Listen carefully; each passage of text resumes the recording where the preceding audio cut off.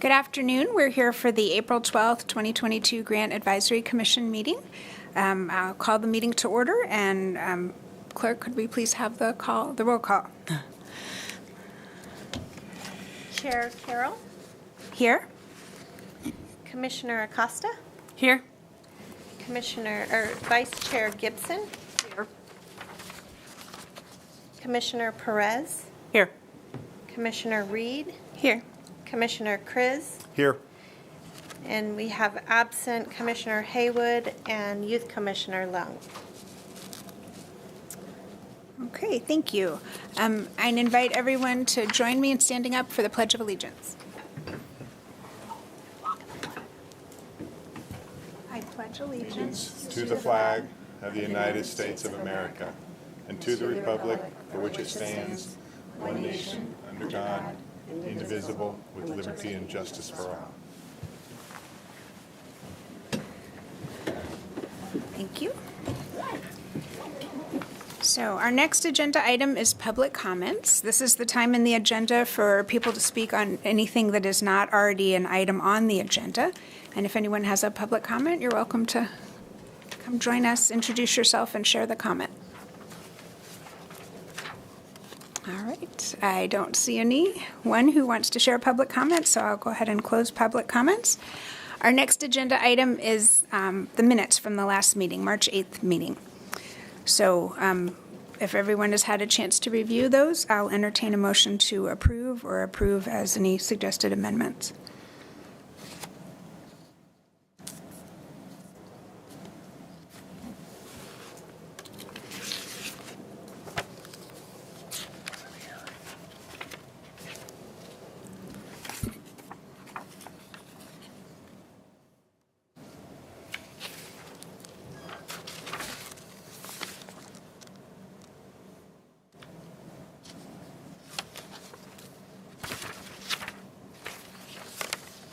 This is Commissioner Perez. I'll make a motion to approve the minutes. Thank you. Is there a second? Commissioner Acosta will second. Thank you. It has been moved by Commissioner Perez and seconded by Commissioner Costa to approve the minutes. Is there any discussion? Those in favor of approving the minutes, please say aye. Aye. Aye. Any opposed, say nay. No. The motion passes. Thank you. So our next item is the 2022-23 funding deliberation and recommendations for the grant applications we've received. And we have a brief presentation from staff, so thank you. Yes, good evening, Chair Carroll and Commissioners. Tricia Isom. And the next, the Commission will review the grant application ranking and proposed average funding to determine recommendations to forward to City Council for the 2022-2023 funding cycle. This was our second year, as you're aware, using the new priority groups.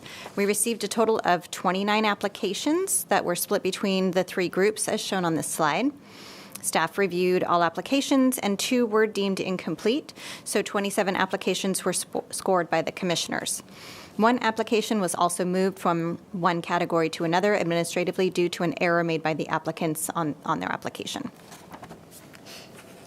This year, the Commission has a total of $279,681 to award to applicants. The funds are broken down with $277,913 from the Citizens Benefit Fund and $1,768 from the REACH Fund. The Commission scored each application on a 100-point scale and used similar review criteria as previous cycles. They used their scores to determine the rank of the applications in each priority group. And using the rank instead of the application score helped remove some of the perceived biases that can occur when using numerical scores. This way, the top score for each commissioner is a 1, no matter if their raw score was a 98 or an 87. The intervals between the ranks lead to a more consistent comparison regardless of how hard or easy an individual commissioner scores. And before I hand the presentation over to Chair Carroll and the Commission, I want to remind the Commissioners that if they have any applications that they have recused themselves from, to let the Commission know prior to discussion of that specific application. Also, you have a copy of Youth Commissioner Lung's funding recommendations in front of you. That was passed out tonight. Unfortunately, he was not able to attend, so you have his notes. Please refer back to that document that's been distributed. So now the Commission can begin discussion and deliberation. Okay, thank you so much.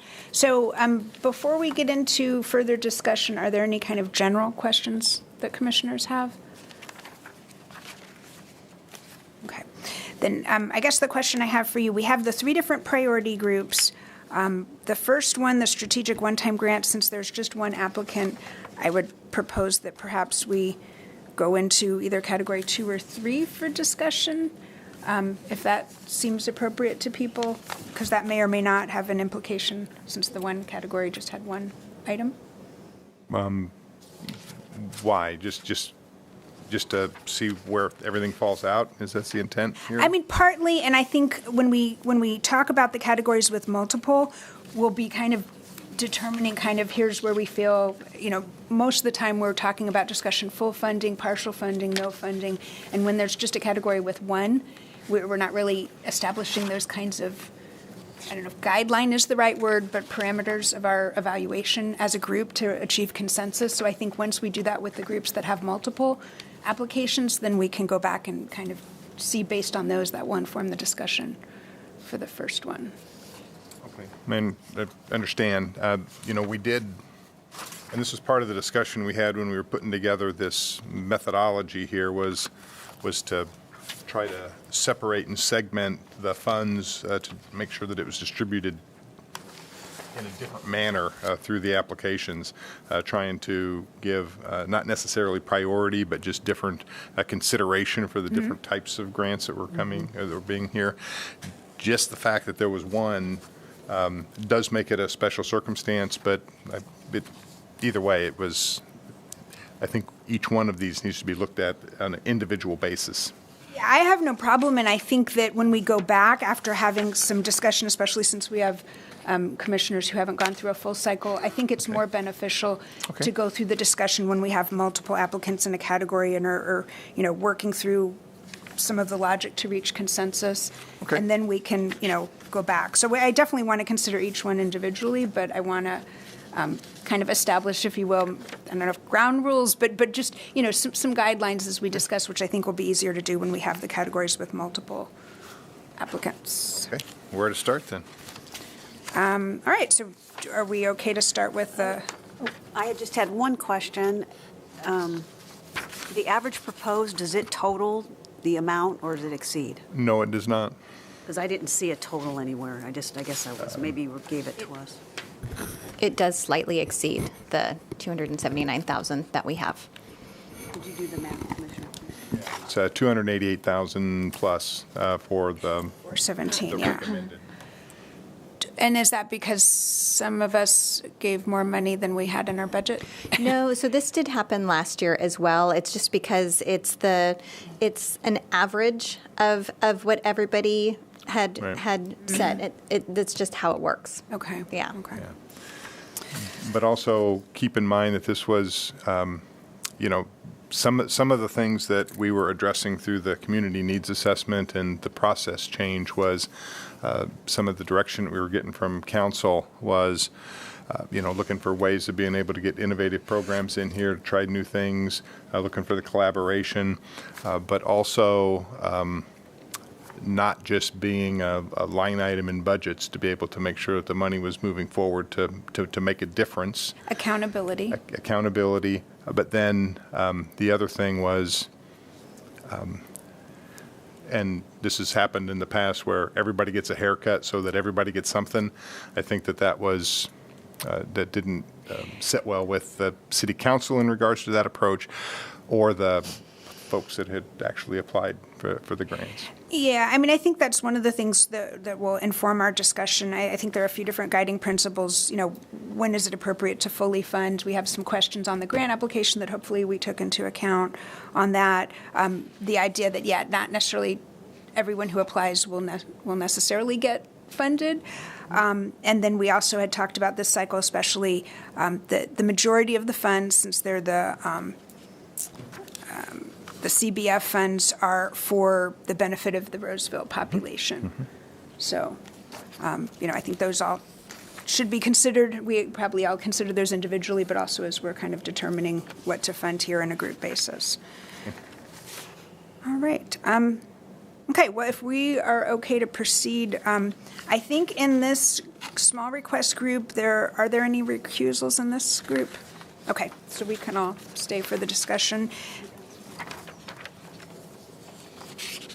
Here we have on the screen too the list of those. So these are showing in the average rank order. So the one number 1 had the highest score when you averaged all the commissioners' rankings. There's the amount that they requested, and then the average proposed when you took into account all of our funding recommendations. That was the average amount. So, would anyone like to open up discussion?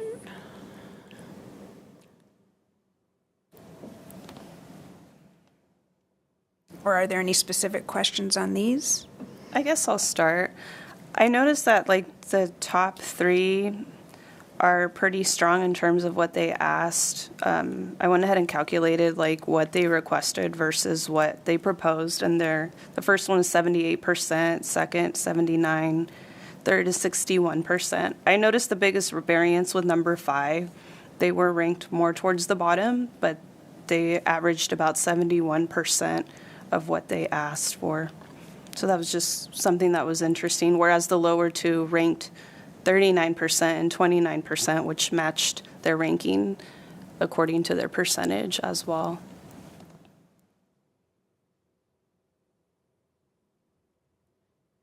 That's a good observation. That's kind of where we looked for that. That's what we did last year, is looked for the natural break in the lines of funding. And just to remind myself as well, we do have Commissioner Leong's comments, our youth commissioner, who wasn't able to attend. So I know for myself I need to go through and just see.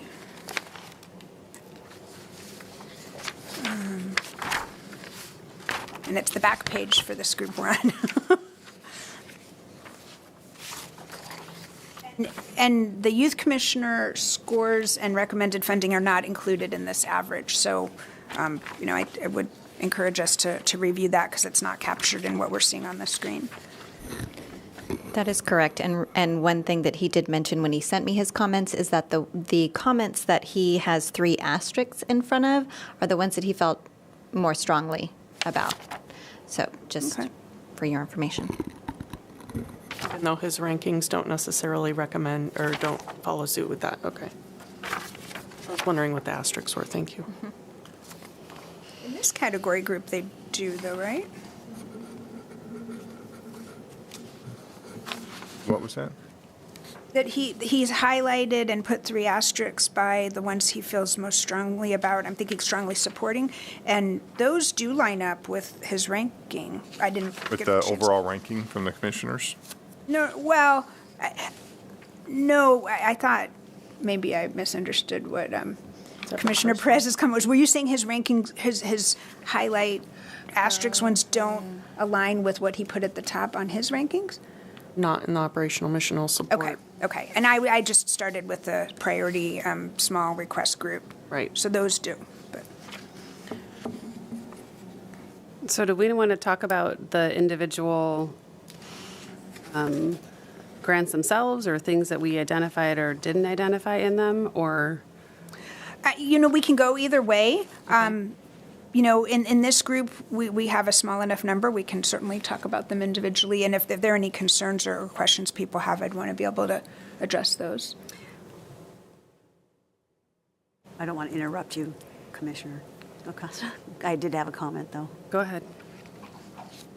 I don't know if you want to go in order. I know that a very big focus for me was impact. Mm-hmm.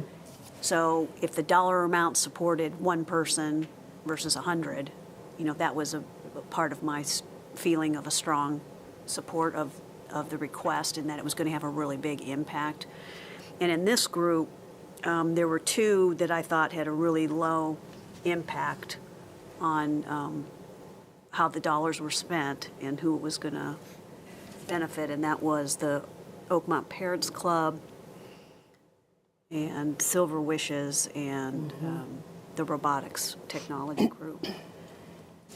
And it doesn't always align with what we've got here in our overall, but one that I thought was just an amazingly huge impact with just the small amount of money they asked for was that Lily put Children's Services. So I'm happy to see that at the top of everybody else's rankings. Right, so when I went through these, I looked at each of the applications to make sure that it met some of the criteria, but I also have a tendency to try to look at these as far as maybe with my recommendations for funding to be aligned with different aspects of support within the community. So this would be things, there's children's services, there's feeding programs, there's mental health issues, there's educating and giving kids a little bit better start in the clothing program. So try to take some into that account in addition to the scoring of the application to make sure that it meets the needs. My recommendations were kind of based on also these different elements of community support. That our averaging kind of takes that out, but I think it still follows suit with where mine were scored versus where the recommendations from the consolidated group come from. And I was just going to note, we do have in, I thought one of our handouts, it shows the social determinant of health category, so you can kind of see. To add to that, I went through with the handout and I did a little tally with the different determinants of health that were applied for, and it's very, very heavy in healthcare system, improved physical, mental, behavioral health, and incredibly light in community and social context, and neighborhood and physical environment. Right. So I think that it's my recommendation that whether we look at it in scoring, maybe weight it different buckets or something, because I think the concern here is, we have one nonprofit that applied in one bucket. Should we maybe make the social determinants of health the buckets instead of the projects, so that we can make sure that we're affecting all the areas of a healthy city versus how the monies, or maybe just I know you all are you hate the idea of going back and looking at this again. I totally do too. I really do. For the future, it's just so funny you did that, 'cause when I printed all these, the first thing I did was tally them. Look, I highlighted them, tallying them. And we're heavy. Yeah. That's what I just did too. Because it was so different that it was heavier in a different way last year. It just was interesting. I did the same. So as the new kid to the party, I looked at all of them individually, then looked at the social determinants, but I went through their entire application, their budget, all of the things that they had provided, and I literally just weighted everything based on what they presented and then what the outcome and the accountability were going to be. That was the triad that I used. So some, like Lily put, for example, heavy with community partnerships, heavy with other funding, but their budget had wayfinders on it, and they didn't describe who they were, if that was managing the money or what was happening, and there was no narrative for that and where they came in. And so that was confusing. I didn't know if they were another community partner that they were going to then subgrant to, or if they were part of the organization, but it wasn't explained. So that was concerning to me in terms of the accountability piece.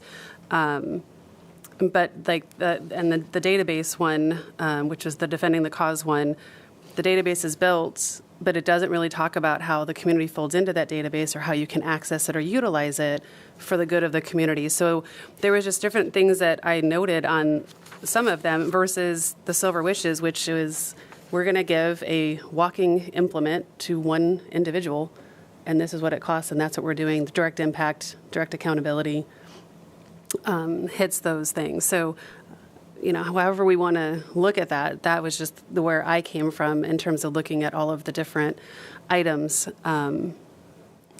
Because there was some that had a lot of strong community support, but on the smaller side, and they were making an impact on our community directly.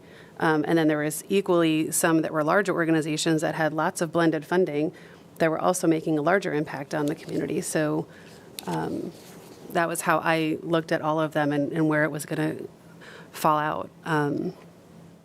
So like the robotics one, I had on here that they provided a lot of websites in their application, but they didn't really explain what those things were, and you'd have to go and click and go through all of those things to try to put together what they were trying to say their program was. Others, there was another robotics one that we'll get to later that was like specifically targeting a population, but didn't say how they were going to do outreach and do all those things to actually expend the funds, what that plan was. So I'm not quite sure how we want to rank and look at all of those things. But if we're looking at impact on our community and then trying to balance it out for all of the things, then maybe we should start with the smaller groups in our social determinants and go from there. So I guess my take on the social determinants, when we've talked about it before, we internally, as well as what we shared with applicants, was we didn't have a particular, we're really wanting to fund this or fund them all evenly. So there is a part of me that feels that if we take that into account now in this current cycle, Understood. it might be a little bit of a, changing in the middle process. So I definitely feel like that's something we, as we reevaluate, for next year, if we do want to make changes. And I don't want to disregard it, but we're somewhat, if we didn't advertise in a certain way, we're I don't want to say at the mercy, but, whichever one the applicant checked, and often some of these applications you could see could cross different social determinants. So they're making that decision on their own. This is the one we feel is most important, and we're using that to categorize to say, hey, here's what we're funding and here's where they hit.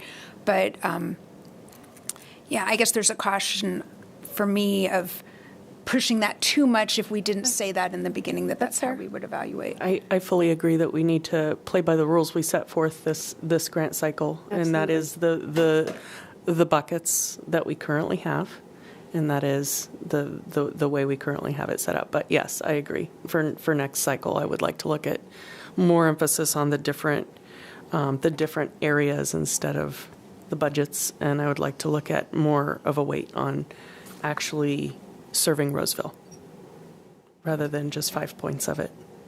Okay. And then the social determinants of health, those, the way those came in, those were the needs that were identified to the nonprofits who were working. So I guess we didn't have a diverse group of them that were in all of the categories. So just because they're kind of weighted in one particular area, maybe that's the need in the community at this time. And I would agree, and there's certain categories that take a certain skill level.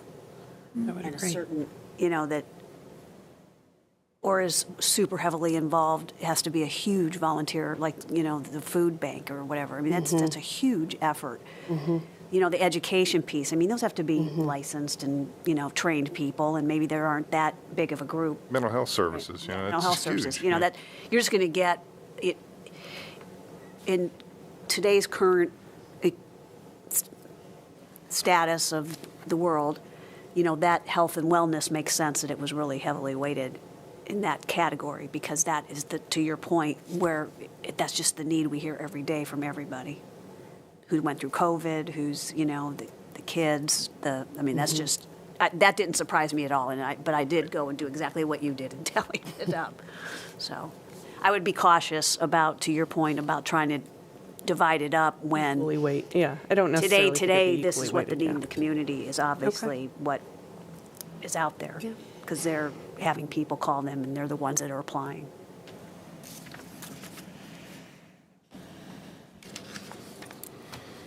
So then how do we want to proceed forward for the small ones? Do we just talk about the ranks and go from there? I feel like maybe start like we did last year, talking about the ranks and then finding the natural break. Okay. Yep, is everyone okay with that? Sure.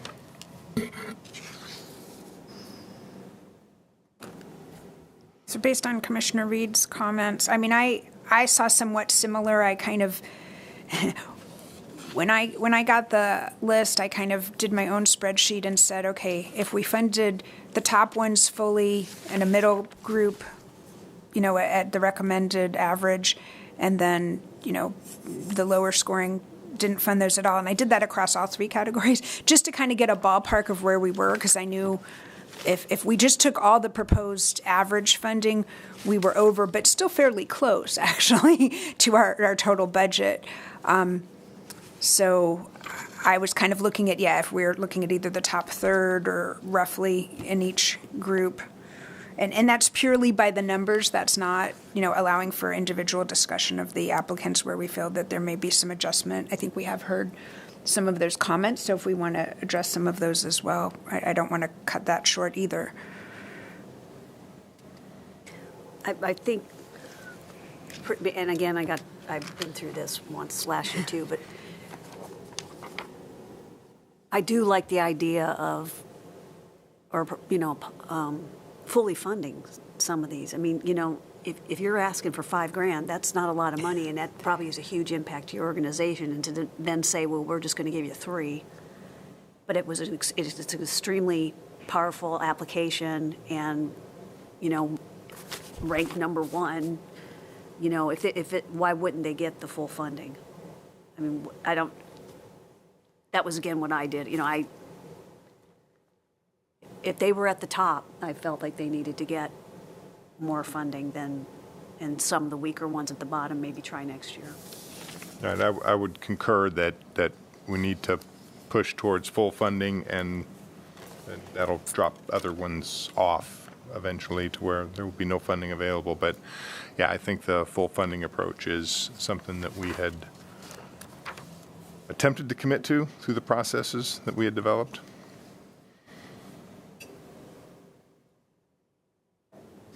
And for a lack of anything extremely scientific, in this particular category, so there's 7, and so I would tend to take 5 and up or 4 and up and fully fund them, and if there's some money there, and then let the others drop. Somebody feels strongly about one of them. Or I thought I heard an approach of possibly, maybe the top 3 fully funded, and then maybe a partial funding for a couple, okay. and then no funding for the bottom ranked in that category. So if we're looking at the top 5, then for this category, because there's 7, it'd be the top 3 fully funded, the next 2 partial, and the last 2 no funding at all. That's what I'm hearing. It sounds like if we partially fund number 4, though, that's either an all or none situation. I would agree. I believe that, I would concur. I would agree. And I will say, just on a technical note, we do have the assistance of Heather and Tricia have computers where they have things plugged in, so they can give us some tallies as we're kind of doing some tentative recommendations to see, well, how much does that leave us here or there? We're early on with this one, but I think that'll come into play. So just letting you guys know that. Category, yeah. If you want to call for, where are we? We can do that. Okay. So I will say this, that the only concern that I have with fully funding Lilliput and defending the cause are, again, the budget that Lilliput submitted in their documentation was for Wayfinder, not for Lilliput, but the narrative was fully from Lilliput, and they also had requested $2,500 in the past to cover the same number of families, but this time they're requesting $5,000 without an explanation of expansion or the need to double the funding. There's a need, I'm assuming, but there was no explanation of that, and so I was not clear on that. Okay. I appreciate that. For some reason, and I didn't bring my notes, but I thought Wayfinders they were aligned with them somehow. There's like a larger organization, and they're still Lilliput, but now they've somehow. So I think it's the same one. And I thought I read that in their application because I was familiar with Wayfinders from something completely different. I was like, oh, now they're connected. So I can't tell you where exactly it was in the application, but I thought that's how I found I didn't out. see anything mentioned with Wayfinder until their budget. Okay. And then for the database, it was the same thing. It was not the same thing. It was, they didn't discuss how that was going to meet the mission of improved access and connection to services. They also didn't identify the monthly cost of the database and how they will sustain it if they don't receive funding. So they had received funding in the past to build the database, and now it was to sustain this ongoing database. And the funding they received for the database wasn't from us. That was Correct. Okay. Yeah. Yeah. Yeah, and I guess one of the things I do when I review the applications too is if I'm not familiar with the organization or I know who they are, but I haven't really. I'll go and visit their website. And so, if I think one of the groups, I don't know if it was in the other category, had a video where they were kind of sharing and promoting. I mean, I guess in my mind, and this is something, going forward, we all have our own approaches, but, I was going to say, I know that they do have their database on their website and anyone can go in and see, oh, I want to help out in this area. And I think this project was to make improvements to that. Okay. I wanted to add a comment.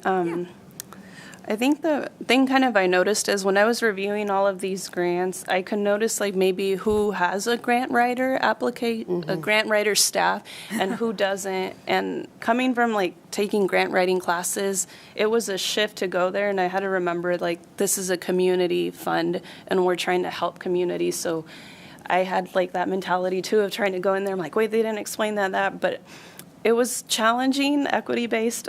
How do you help community, the small groups, they are probably having a smaller staff, and how to compare them compared to other groups and each individually. I don't know if I could propose, we're all going to have different points, and you have really great points too.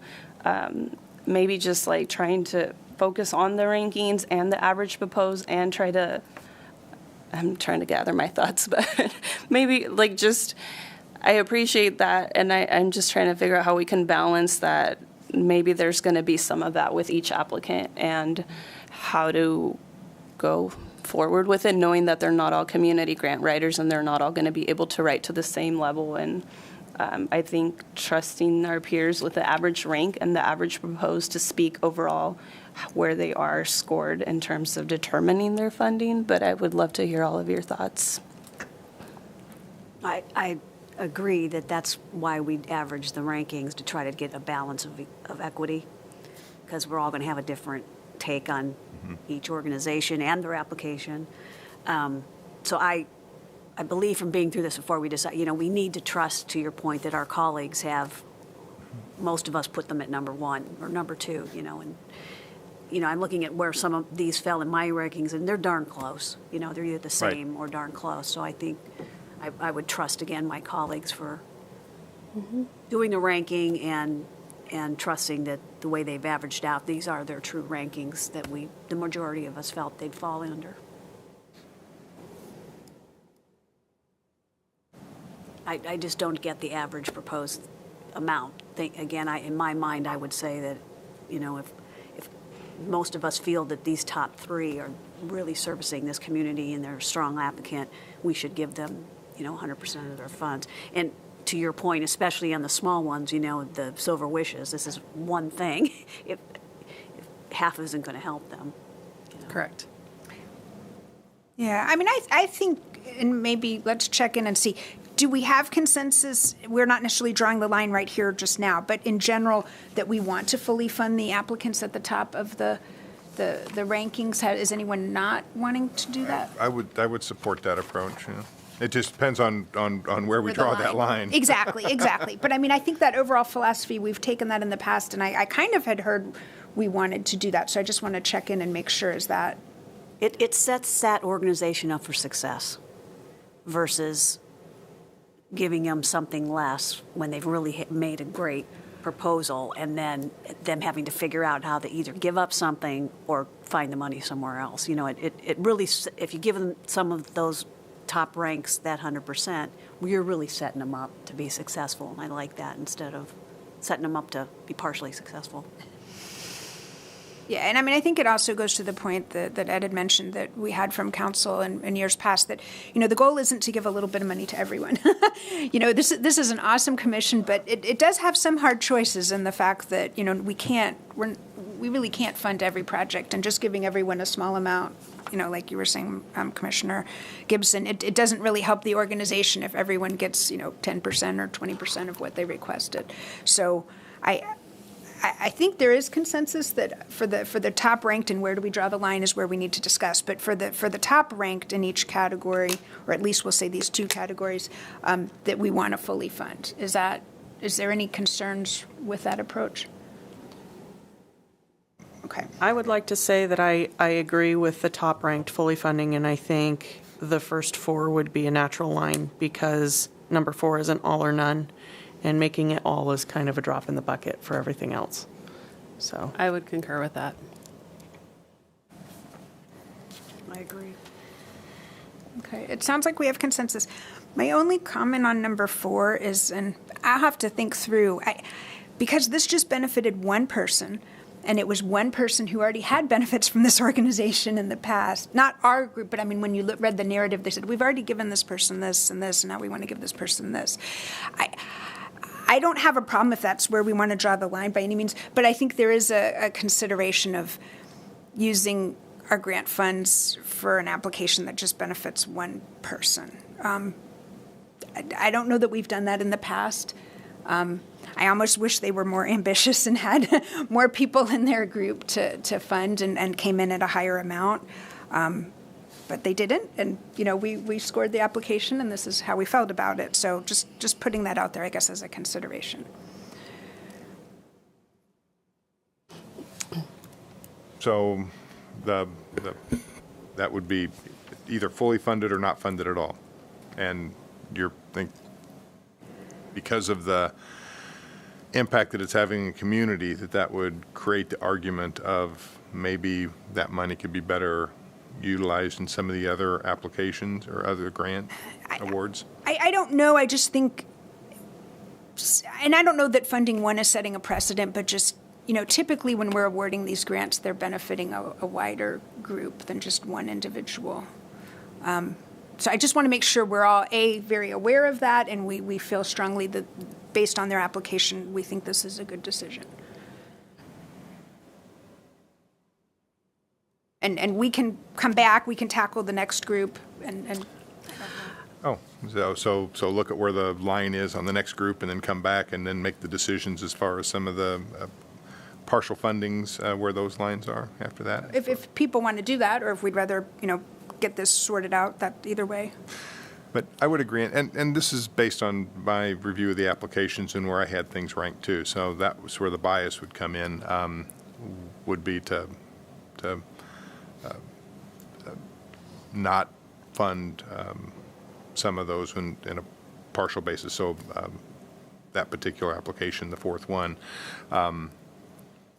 we can't partial fund it. So do we make the argument to go ahead and fully fund it? And I think it was stated earlier that, yeah, it's a drop in the bucket. It doesn't make a difference, and it follows our criteria. So I could also support that, but I would tend to go the other way, to take it and put that money into some of the higher funding for some of the other applications that have more of an impact in the community. I could go either way. Well, I would just say that going along with what the other commissioner had said earlier is that when we're looking at our top 3, 2 of them pretty clearly had a grant writer on staff and our larger organizations. And the whole point of this is for local community organizations, smaller, and to support all of our communities. So I think including this smaller one, because they did meet all their criteria in their application, they did explain fully what they were doing. It could be that they're small because they are trying to grow and volunteers and all of that, and this is what they can accomplish, and they want to build on success. So I would just like to keep that in the mix, just for those reasons. I mean, it's a smaller organization, yes, but they've demonstrated fiduciary responsibility with their prior items, and it is small, it is one person, but we don't know what the impact ripple effect will be from that one person receiving this. Agreed. I don't know. I'm still on the fence on this. Well, I was Maybe going we to discuss, suggest. I think we table it, and we do the top three, we come back to it after we do the next category and go from there. I think that's a be sound helpful. approach. That's a sound approach. So for sure, the top 3 fully fund.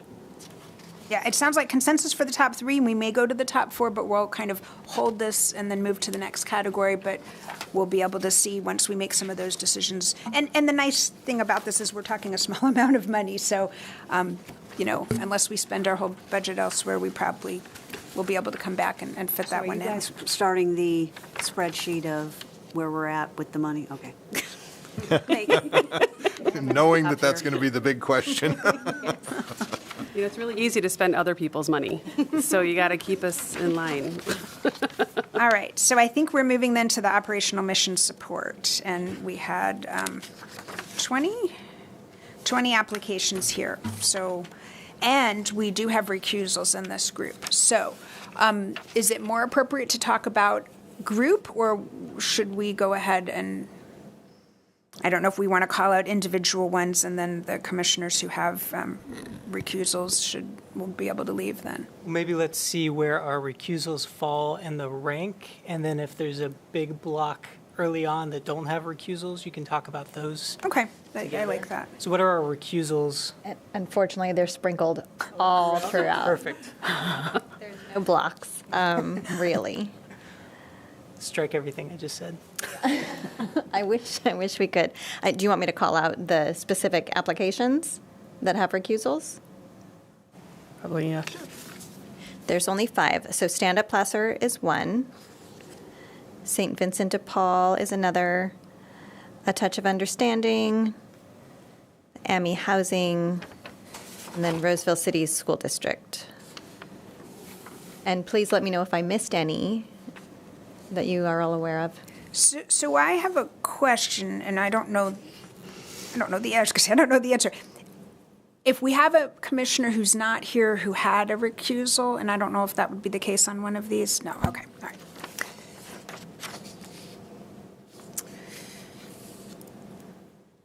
Well, let me ask this. With the other one, we kind of felt like there was a natural break. I know Commissioner Reed had done some calculations.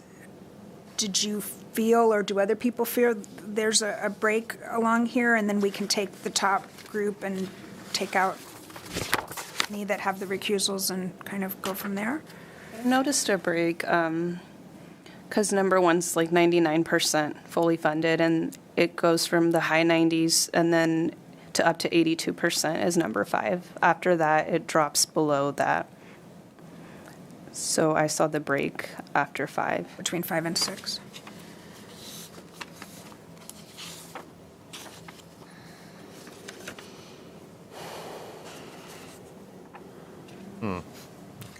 So 5 is 82% average was approved funded, and 6 was 62%. And then when you go to 7, it's 47. And then it goes up a little bit. Number 8 is 70%. 9 and 10 were 50s. So it starts to go down. There's just a little bit of a variance in number 8.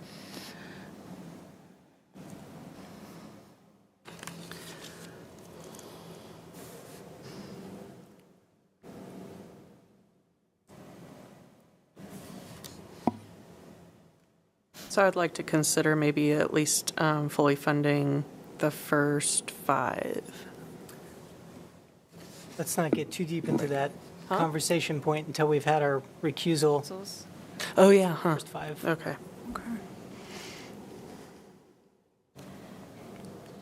Well, if we wanted to discuss that, would we, Does the recuser need to leave? That's what I'm trying to figure out. Yes. So what'll happen process-wise is normally the person identifies themselves. We've pre-identified what the recusals are.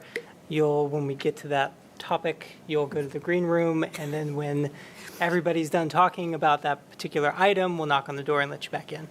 Okay, but if we're talking about them in a group, you would still like us to do that, okay. All right, well, You could take this category and talk about them individually up to a certain point, if that would make it easier with the recusals since they're spread throughout. Otherwise, we're going to have to be sensitive throughout in terms of talking about them as a group with everybody in the room. I think Can we this- talk about the ones that have recusals and just rank those among the ones that are not being recused, and then discuss all the rest of them as a larger group, so then we can figure out where they fit in? we can, but one of them, I have one and you have, and Commissioner Gibson has the other. So we'd still need to split the recused group up, so to speak, because we'd want Michelle to participate when I can and me to participate when she can. But we could certainly do that. The other thing I was going to suggest was if we had, 1 through, I think you had even said there was kind of a break after number 8. If we wanted to take 1 through 8, and Michelle, I think those 2 are yours, we could talk about that group, and then bring Michelle back in, and then when you talk about the next group, I could leave.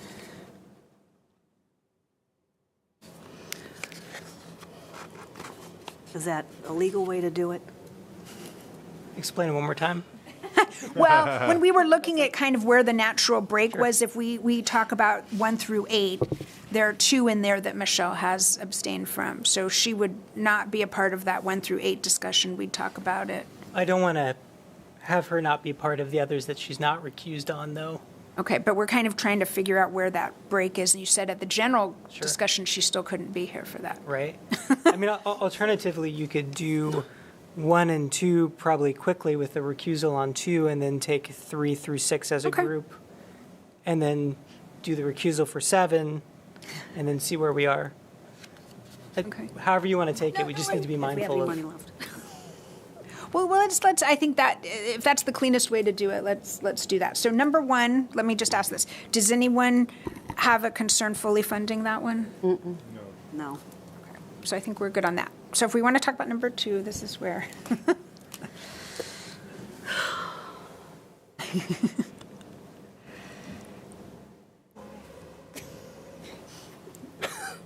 She's on timeout.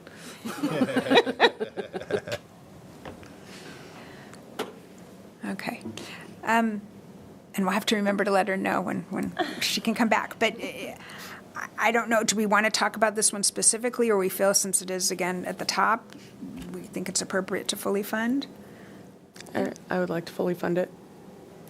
I agree. I would support that. Yeah. So I don't hear anyone suggesting otherwise, so I think we can bring Michelle back.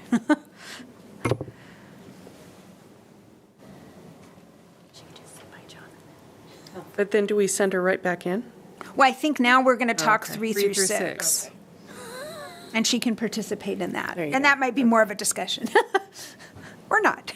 Or she's going to wear out the carpet? I mean, we're All right. Switch seats. She's getting her steps in tonight. So any recommendations? Now we're talking the group 3 through 6. Any? So, sorry, Commissioner Acosta, I had some concerns with the Lighthouse application, and I would like to hear other feedback from other folks. I know they received funding in the past, but looking at their application, they talked about 75 people being served by the $25,000, but they didn't describe what the program was and how it was going to reduce the ACEs scores for youth. And they also didn't have a sustainability plan outside of the grant funding. And the key staff appointments dates were missing on their documentation. I don't know if that's high on anybody's list, but the biggest concern I had was they didn't really fully describe the population of the 75 persons, like where they were, how they were targeting those, or how they were getting referred for the program, or if they were doing outreach or anything like that. And they also, again, the programming wasn't fully described as how it was. They specifically said it was going to reduce ACEs, but they didn't talk about what the program was. Was it group counseling? Was it individual therapy? Is it specific targeted programming? Whereas, other applications were pretty specific about what the program was and what the funding was going to do. So others felt differently based on the rankings. So I was just kind of wondering how you guys came to that place.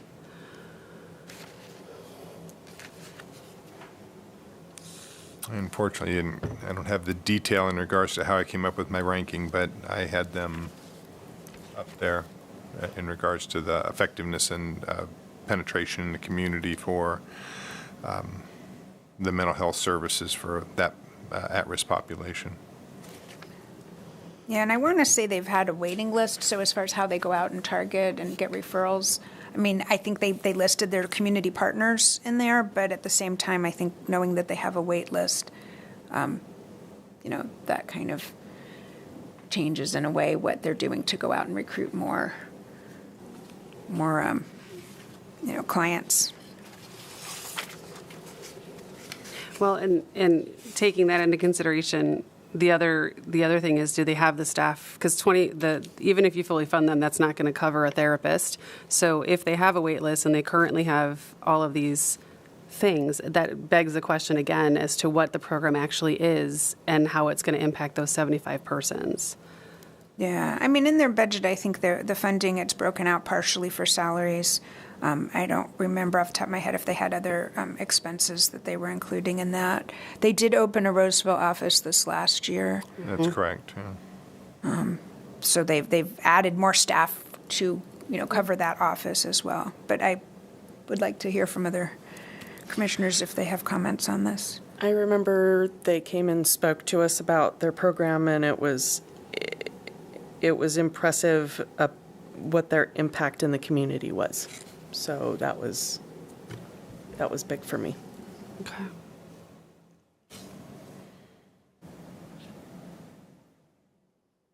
This would be one, I believe, if we supported them last year to open this office, they're really trying to establish a presence here and help this community.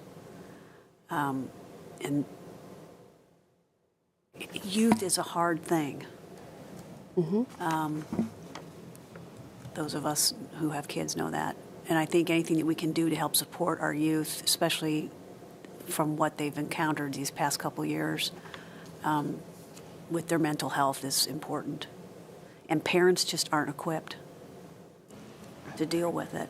And especially if they're both working, this is low-income family, again, and the schools can't do it. Yeah, and I agree. But then I look at the rankings, and we look the other kids' programs are ranked much lower than this one. So I think to some of the others, commissioners' point, I think I had seen impact. Okay. And focused on Roseville. So it wasn't Placer County. It was specifically Roseville, their center here, and supporting that. Grassroots local effort that's probably why I had them ranked up high. Yeah, and just a reminder, we do have the youth commissioner thoughts and rankings as well. I was just curious as a young person. It had 3 stars. I'm very impressed with the organization of our youth council. Yeah, he did a great job. Very thorough. I think what I recall from this application was kind of what you said. It wasn't full funding for the salaries of the counselors, but more partially. That's what they spoke to about their funding last year. I think their number had said 751 that they served, and they had said ACEs for children and families. What stood out to me is they mentioned in person and in their application that there was an increase in self-injurious suicidal behaviors. And for their tracking outcomes, they had mentioned a lot of future discussions of how they will track, and they mentioned a lot of surveys, so regarding depression and ACEs. So I was taking that they're looking at quantitative numbers and comparing. I can't recall if they attached it to there, but there was a lot of references clinically what the scales were, referencing the DSM and other things that maybe can be a little hard to read at times because it was a ton of them listed back to back. But I used that to kind of understand what that meant and how they were measuring it. Most likely, they're either having them fill it out in the beginning and the end of session to progress the treatment of that therapy for the children and the families.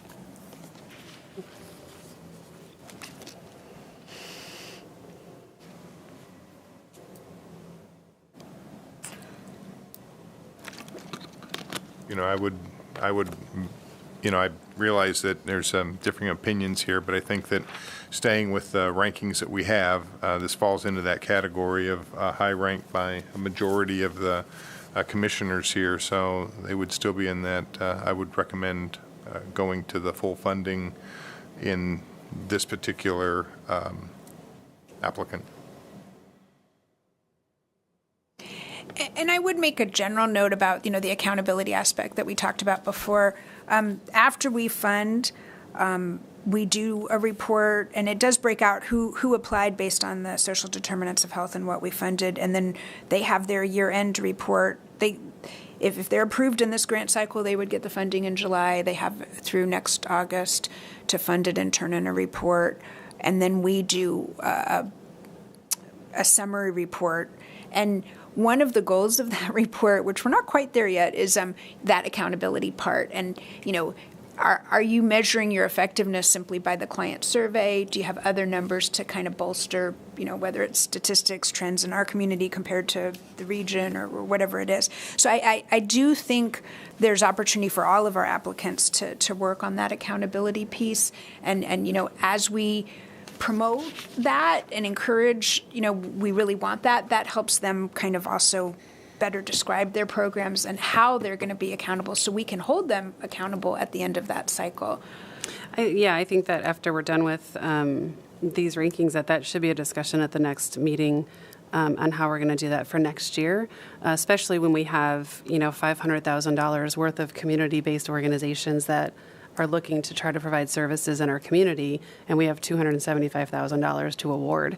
We really should refine that again to, I think to your point, for the most impact for the most people, in terms of making our community better and healthier and all of those things. So, but for the purposes of this one, then I guess where's the natural break then? Because we have 20 applications. Yeah.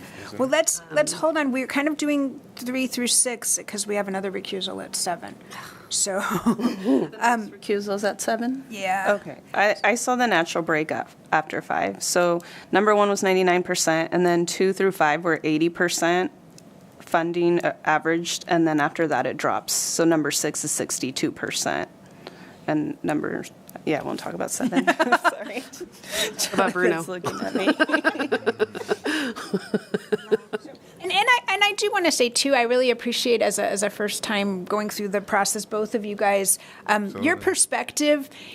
Once you've done it and you've seen similar organizations, particularly if they're ones we funded in the past, that factors in, I think, on how we read the application, how well we know the organization and things, where I really appreciate your fresh perspective, both of you guys. So I don't want you to be discouraged if the comments you feel like are not making as, I don't know, if it's not changing maybe our process at this point, it's still very helpful to hear that perspective and to work these kinds of things in for future cycles so we can, refine our process. I mean, and to that end, as a new person and living in the community, I also know how hard it is to go after grants and to be able to fund organizations, grassroots, to help different pockets in your own community. And so I was cognizant of that, of, some of these larger organizations that clearly had a grant writer have ridiculous amounts of funding compared to some of the other ones, even though it's never enough. As somebody who works in social services, it's never enough. And wanting to make sure that I was just cognizant of that, of being able to allow some of the smaller grassroots organizations to kind of have a shot at being able to get funded and grow, because it's really hard to do it when you just have 100% volunteers and trying to do all that, even though they're having a significant impact with all of those volunteers. Agreed. And that's one of the reasons we carved out that smaller. Yeah. So they didn't get left behind if they weren't professional grant writers and maybe weren't as polished. That's definitely one of our efforts. I just think of like some of the larger ones started out as some of the smaller ones 10 years ago, right? Yeah. And that's what we want to see. I'm assuming that you guys have seen some of that over the years that you've been working with this. So you've seen, some of these larger ones now that started out as asking for a $5,000 grant to just start their process. So, Well, let me ask this, based on Commissioner Reed's observation between 5 and 6, and knowing that we don't want to go past number 6, are there thoughts about fully funding up to 5 and see where that takes us, or including 6, or any consensus for this 3 through 6 group? can we fully fund up to 5 and then ask our support team where our money is at? Yeah. Absolutely. We have approximately $157,000 left. And that's including the 3 small requests, funding the 3. And funding through 1 through 5 on the operational, okay. So those 8 fully funded leaves us with $150,000, $157,000. Okay. Correct. Like, we need a big board with the number and I know. have it go down and up. And we'll work on that next year, We'll right? do real time next year. Yeah. Just point out the fun fact for our planning for next year that we just approved 1 through 5, and all of them are health and wellness. Same bucket. So just putting that out there. Aren't you? Of the 20, how many were not health and wellness? I don't know. I'm slowly adding. You have the It seems totals like there, all right? of them are. There's like 8 roughly, there were but that's 8. my quick estimate. 7. Out of There the were 20. 17 applications that fell under health and wellness, and Out of the 20. out of the 27. Out of the full group. It's just natural that we're going Yeah. to fund more in that group. I if agree. that's the majority of, I that's just a agree. natural thing. But Yeah. again, we shouldn't discount that maybe that's where the community need is. For sure. So just to reiterate, so we're up to number 5 fully funding? That's where we're at? That's Okay. where we're at. Are we interested then in talking about, well, I don't want to take the next ones as a group because then we have the abstention issue. So do we want to talk individually about number 6, or would we rather drop, I don't know. Can we talk about number 7 and then put 6 in with 8, 9, and 10? No, 8 and 9. 6, 8, and 9. And just leave that abstention for 7 and 10? Yeah, we Because certainly. isn't it, aren't you abstaining from those both? Just 7 for me. I'm 10. You're 10? Okay. Okay. I tried. So what are we going to do with 6? Going to talk about it individually? If you want to abstain 7, we can do 6, 8, and 9. In keeping with the group.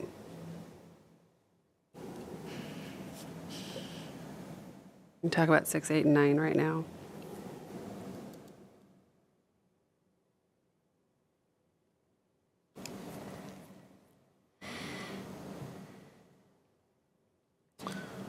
Okay. Can we just do 6?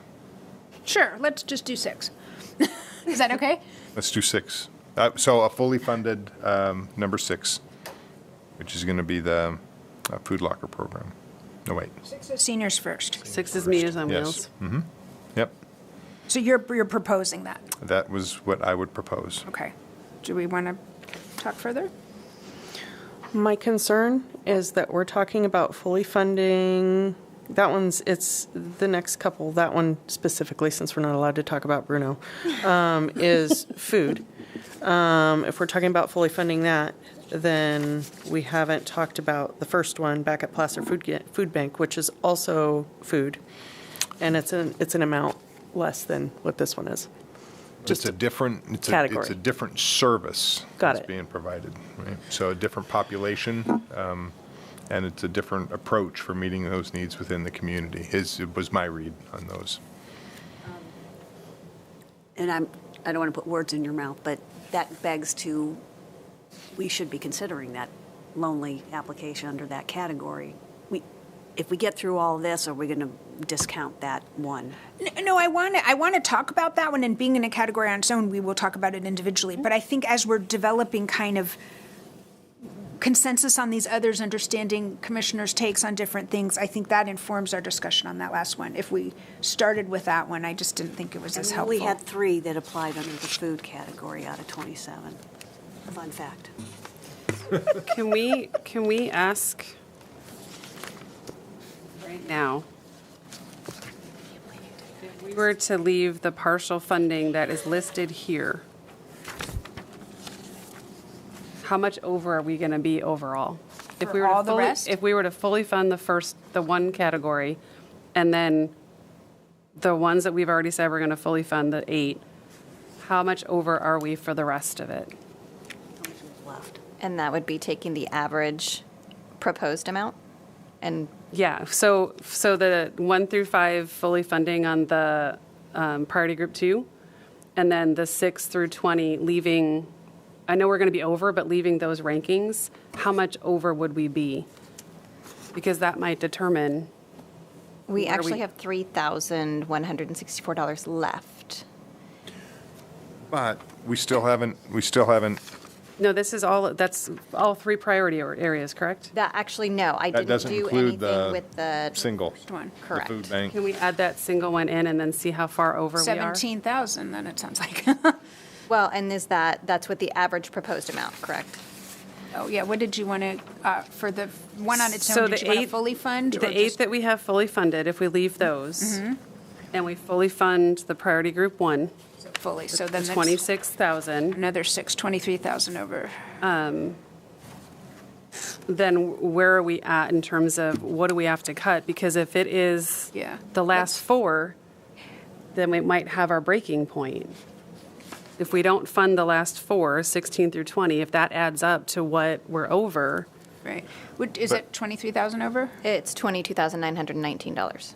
But we still need to, we still have some small requests that are hanging out there too. We still have some that we haven't addressed there. I think you're just trying to test the water and Yeah, see yeah, yeah, concepts. see where we're at, yeah, because, I'm a little hesitant to fully fund another one in the middle group when we have 2 other groups that we're still not settled. And if we're going to continue down the fully funding instead of looking at partial funding for the rest of them, then we're definitely not going to fund a lot of those at the end. We're going to run out of money fast. There will be some zeros, yes. Yeah. And I Because and the only reason I say that is this is a $30,000 request. So is the next one. Yeah. And then we have several large ones that don't even rank in the top 10.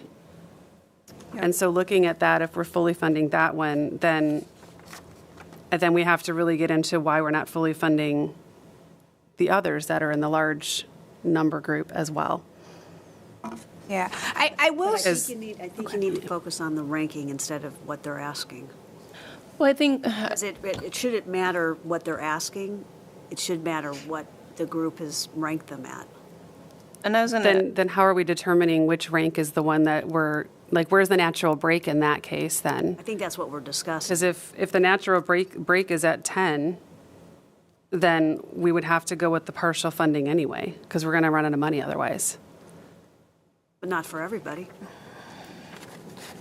You don't have to partial fund everybody. Agreed? So do we want to just talk about who we're not going to fund and then figure out where we land? We could do that, but Commissioner Reed, did you have a comment? I was going to add to what you guys were saying. So I saw the natural break after 5, and the average proposed is about 62%. So it was a 20% dip from number 5. I would advocate to partially fund it based on the ranking, based on the percentage average proposed we all came.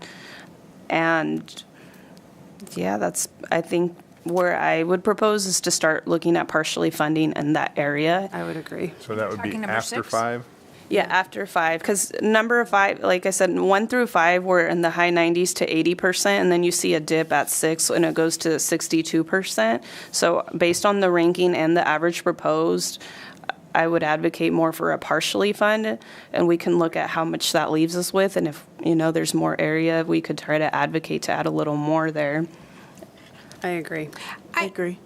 I would absolutely agree. Yeah, let's do that. And then I like someone proposed talking about the bottom, and we do have a conflict for 19, but do we want to talk about 20 and maybe skip 18, go to 18, 17, some of that group in there? Or is that, because I guess I wanted to comment that my expectation is we are not trying to partially fund all these. No, I agree. Right. We don't have the money for that. Well, even if we did have the money, I don't feel like, again, that's that whole accountability and making some hard decisions, and not everyone who applies will get funded. We want to reward the top applicants that we feel are doing the most in the community, that have good applications, that are effective, that have that, accountability factor internally, and fully fund them as much as we can, knowing that we can't fully fund every request. Agreed. So, okay. So then I would say, going along with Commissioner Reed, is that we would then do the percentages for the remainder 6 through 10, and then see where we're at, and then discuss 11 through 20. Do we want to take 7 and 10 individually just because the two of us do? We have to, but Okay. yeah. So if we want to do 6, 8, and 9 and figure out what the partial funding percentage would be, if it's 60% of what they're requesting, and then go from there. And if we discuss on the second page all of those and decide, we're not going to fund those, we can always go back and add to those percentages for the top 10. So for 6, 8, and 9, why wouldn't you just go with the average proposed that we all came up with? You mean the one, we could. Instead of saying it's half, instead of just saying it's 50% of 10, I mean, this way we've all weighed in and come up with some I'm average just, number, just trying to figure out how we which is math harder, but. She's got Excel. Formula. Now, if she pulls out a piece of paper and a pen, then we're going to have to do something different. That's not going to happen. So then from. So I would propose it for 6, 8, and 9, I'm sorry, I might have said 10, to go with the average proposed, which is a partial funding amount already, instead of recalculating some other amount. Idea?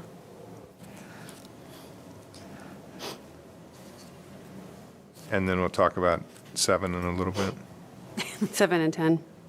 7 and 10. I would support that. So that would be 6, 8, and 9, right? Whatever the average proposed is what they would get. Yeah, I totally support that. I'm even going to go a little further. I think we could do the numbers with those, and maybe that's the time after we talk about 7 and 10. Then we could go to maybe the category 1. I feel like we're going to have more funds, and we could maybe even fully fund further down in this list, depending on what we do with number 1. And then we'll need to discuss the 11 through 20 in the appropriate order with recusals there. So I think initially, let me say this to move the conversation, and I will remind us, but I think we're actually doing pretty good. We do have a second meeting that we could continue our discussions in May, but if we don't need it, this will be the meeting where we finalize. So if people are really feeling like they want to, look up some information and come back for a second meeting, we have that option, but we don't have to take it. So what I'm hearing is at least 6, 8, and 9 to partially fund at the recommended or the average proposed, and then we will let you guys talk about 7 and 10, and we'll kind of put that in the mix and see where things are.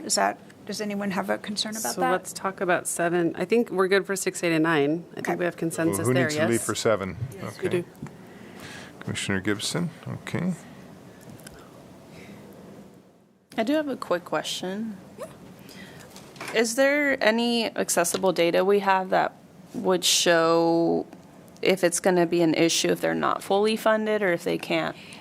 There's a question in the application that we ask each, if it's not fully funded, what impact does that have? And I take that into account in my funding recommendations. Likewise, yeah, that is one of the I did as well. Are going to be successful or not, yeah. So I think most organizations honestly say, well, we'd still like anything you, they don't say it quite this way, but we'd still like anything you give us, we'll work with fundraisers or do other kinds of things to make up the difference type deal. But we do ask that question in the application. Okay.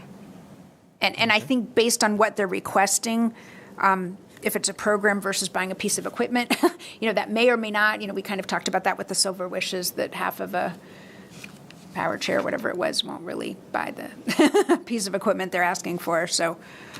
All right, so Okay. since we're on 7, Talking about 7, yes. any concerns with doing the average recommending for that one? I think that that would fit with the criteria and what we have established at this point. I agree. Yeah, I would agree. So average recommended by the commissioners. Okay, yep, I'm hearing consensus there. So we can bring Commissioner Gibson back, and she'll sit in for me because I'm number 10.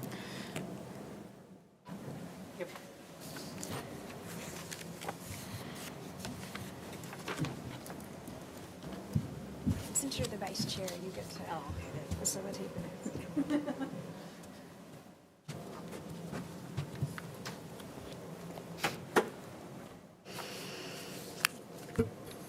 What do y'all have to say about number 10? It's going to be the commissioners are recommending that it is the averages from the commissioners' rankings. The average proposed? Yep, average proposed. Now we're discussing number 10, right? Correct. I agree with The average proposed. I would agree.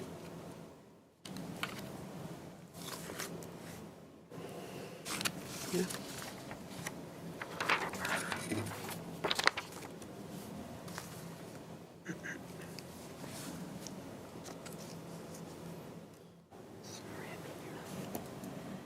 Yeah? Do we have consensus? Yes? Let me Is there any other discussion about number 10? look at number 10 here. We're gonna, Oh, what is youth commissioner?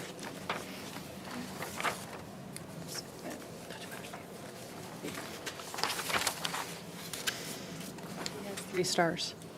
oh, did he? Yes. Okay. For some reason, I was looking at my ranking.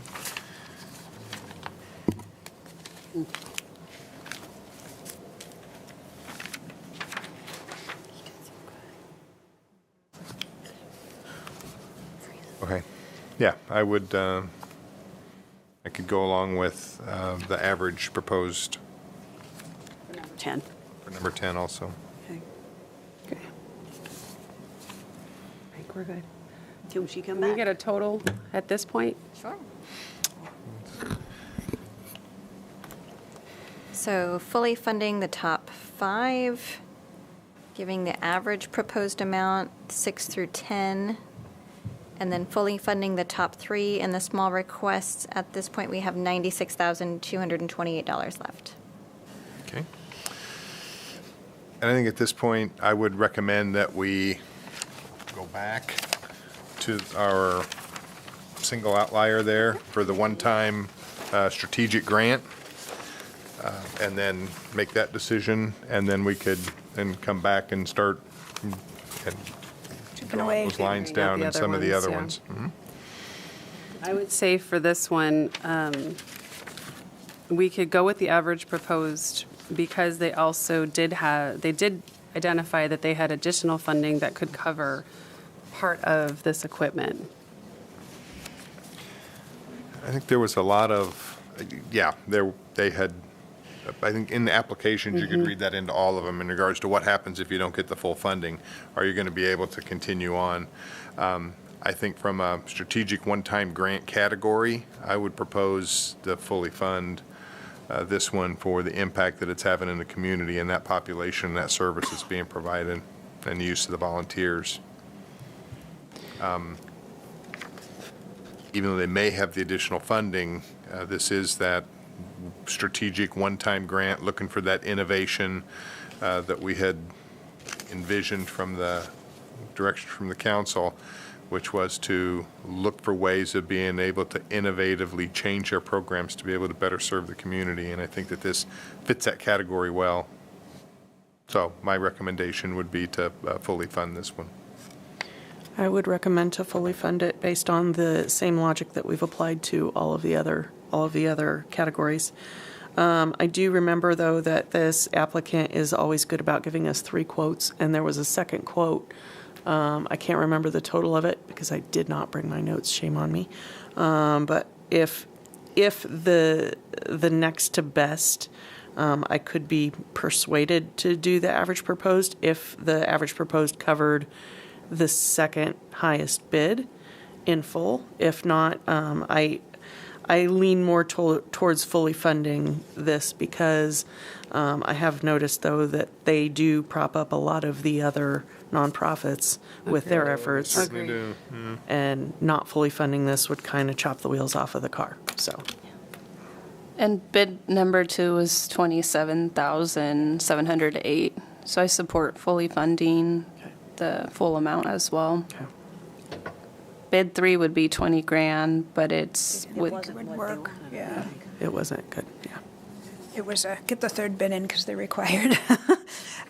So I'm hearing, I think, consensus to fully fund. Any concerns not? I'm okay with that too. I just want to say this is another one where we probably, next year's process, could reevaluate. I don't want a precedent to be if there's only one in the category, we automatically fund it and fully fund it. So I also feel like strategic one-time grants, we might want to rethink how we are describing that and encouraging applicants, because I can see someone using this each time to say, you know, this is a one-time purchase for our group that others might categorize as a maintenance operational thing. So, I mean, I'm sure many groups can come up with, I guess, I don't want people to game the system. Many groups could come up with, hey, our odds are better if we're in this category, so we're going to go here. So I just think that's an opportunity for us when we're refining the process next year to consider. I mean, to your point, the database one could have put it all together, their monthly costs into one, and say it's a one-time fee in order to maintain this database for a year, and put it into the one-time grant. To your point. Oh, I think lots of these groups could, and I just agree. don't want to give the impression, you know, hedge your bets, go for a category that's not popular, and you get a better chance of getting approved. I agree. No, I agree. So, okay. But I think we're fully funding that, so do we want to get a tally of where we are now? $70,145 left. If my math Goodness. is correct. Good job. So just to go back on that, I think if there was something that one of us felt that not to fund it, we would have said so. That was an only applicant in the If category? it was weak, it was weak. I think you'd have seen it in the average proposed or something that, okay, let's give them $50. I mean, I just think we're smart enough that we would have analyzed our application properly. And that's why expenditures are tough. And they're very rarely funded by government money. They like funding programs, and equipment and maintenance is a necessary thing that we should support in the community. This could, tenfold make their impact more efficient. So I don't want to discount that we only get one. I think it might just be what the need in the community is at that time, and I think we're all would have you'd have seen some amount per average proposed, some low amount if we scored them low. I don't disagree, but I think when the results of this come out, I think a number of nonprofits are going to be like, well, shoot, there was only one in that category. Next year we should try to get in that category because we have a better chance. But again, this was a new innovative program. This is something new that they were doing. It was the equipment that was supporting that.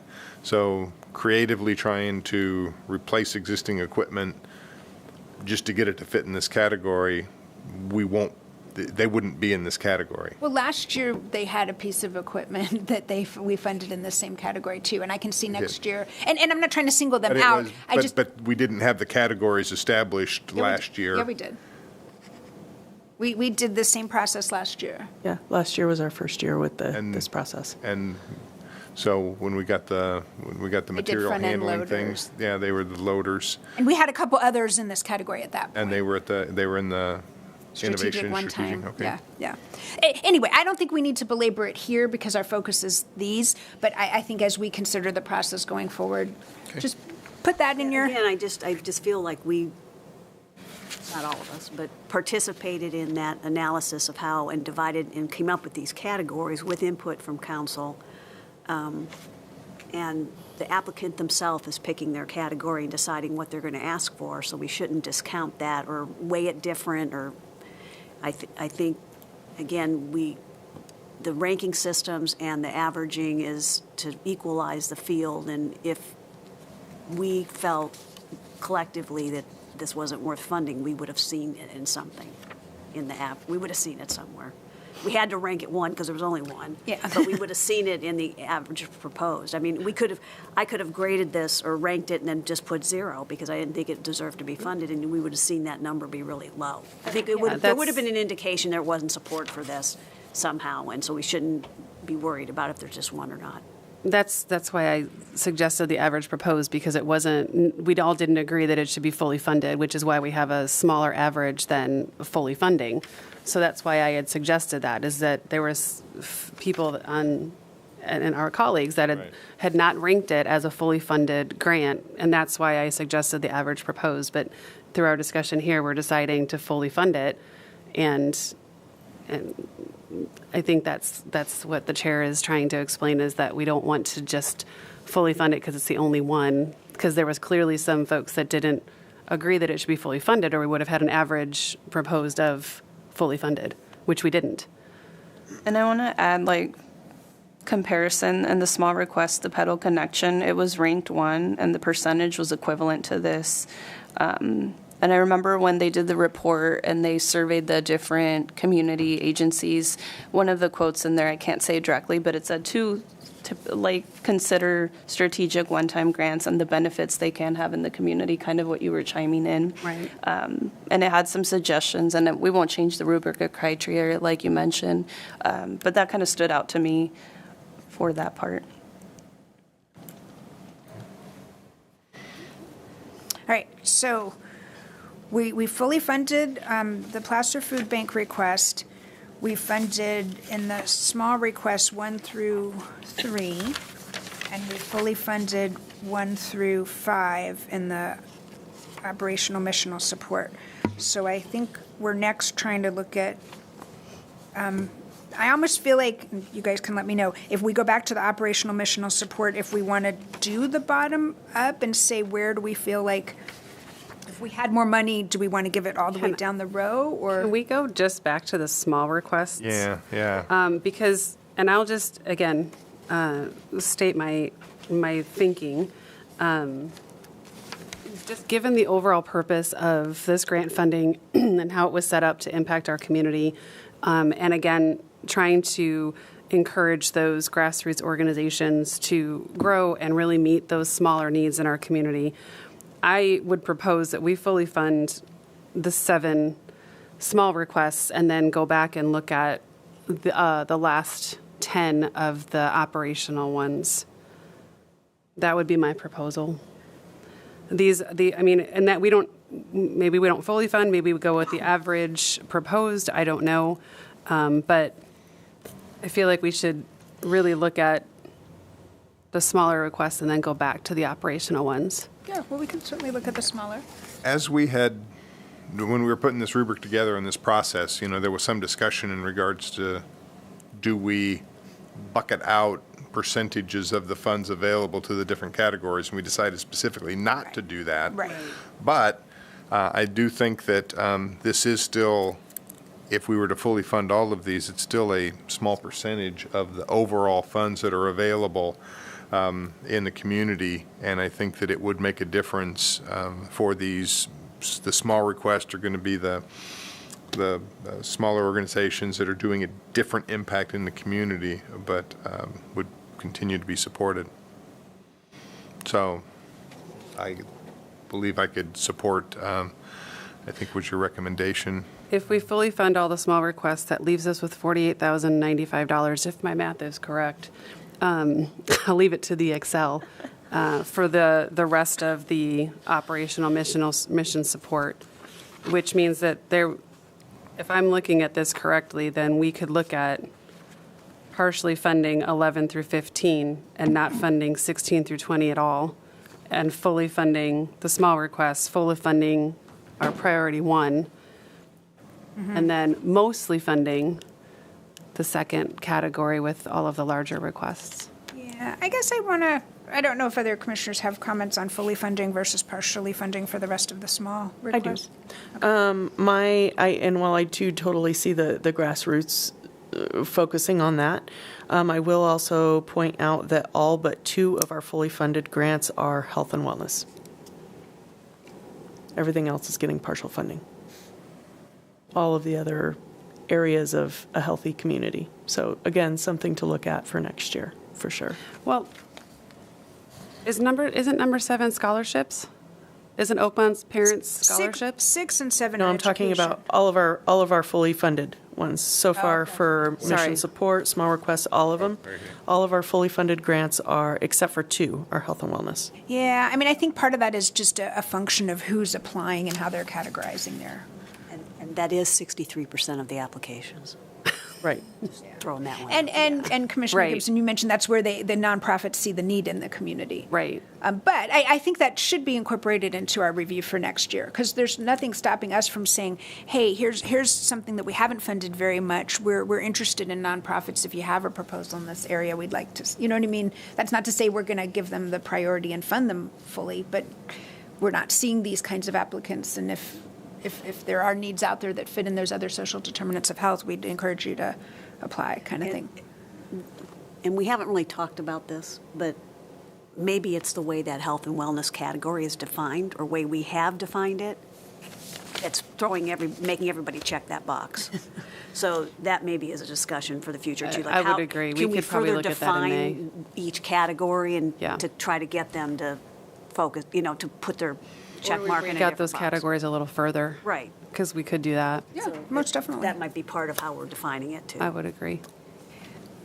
I'd like to make a comment on the idea of fully funding all of the small grants. Part of me feels like with particularly the last 2, I definitely see a break in percentage funding.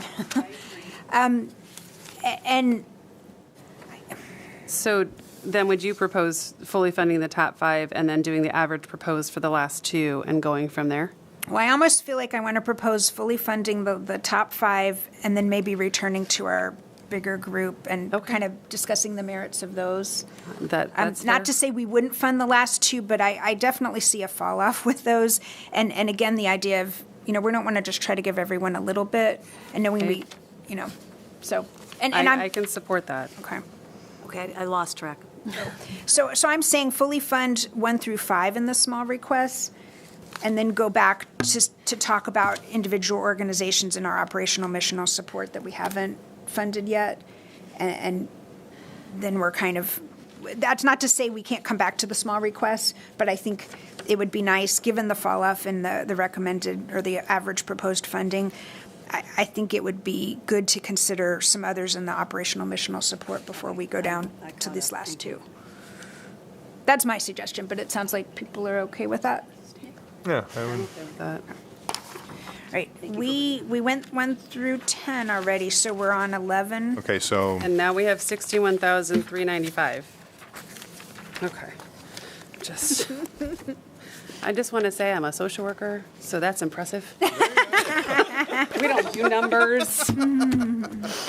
We do statistics. very nice. No, it's good, it's good. Point out to my daughter Yeah, so- that math still works. Still do the math. So we do have a recusal for 14, so do we want to talk about 11 through 13? I'm good with that. I would propose we do the average proposed for those 3. And that would take us down to like about 25 left? Well, I can't do it that fast. I'm going to call for Tricia on this one. So for 11, I wanted to add something, our youth commissioner kind of Oh, thank you. quoted here. It's something I had noticed as well. I don't know if you want to read it or you want me to read it out loud. I need to find it. The second to last page. I had the same notes, which is why I ranked them lower. Yeah. One of the reasons that I did want to fund Boys and Girls Club is because they have slowly been working towards and been consistently applying for a location in Roseville, and it has opened now. So that's going to be more, I feel like, giving them a foothold as far as when we talk about grassroots organizations, it's been growing and it's been coming here to Roseville in spite of not being funded by the city. So I would like to see partial funding for the Boys and Girls Club this year. I would agree. And just to follow up on your comment, when I was first reading it, it was focused on Placer County, and I went, well, where's Roseville? And then they described how they had just opened, they were starting to see the need. They opened, I want to say, during COVID, which made it even more difficult to provide services to show any type of response because of the restrictions that they were under. And I also see that this is a huge need for, particularly this summer with everything being opened.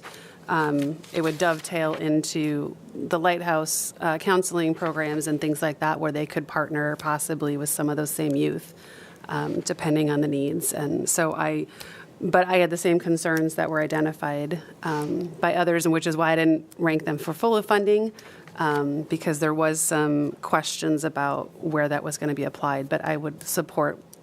And I think mine was, average my perspective was less on what was in front of me and more of remember seeing their application last year, their application this year, and then following that they have been building and they have opened. And so I think that might be more of a grant writing situation where they're putting their money less on grant writers and more actually getting open in Roseville. So that's then, and I don't think that not having been on the commission last year to see that growth, you might not necessarily have seen that. So. But this also is, they had basically took over the Roseville Excel program, which was really meeting a need in that direct community right there and in that neighborhood. And to make that sustainable, that is something we really want to continue to support, because that population is still a need there. And on the way here, I drove past the building and what it looks like now versus what they've done there now versus what that was. That's a big impact in the community, and for that population, I think that has taken into account in my ranking and my recommendations on that also. So, yeah, my recommendation would be to be able to support those as we can. Yeah. And they're a different social determinant of health. I wasn't paying attention at all. They're not the health and wellness behemoth that we have. I don't even know what it is. Yeah, I would support. I think, they're not fully funded, but, to do a fair amount here to show support.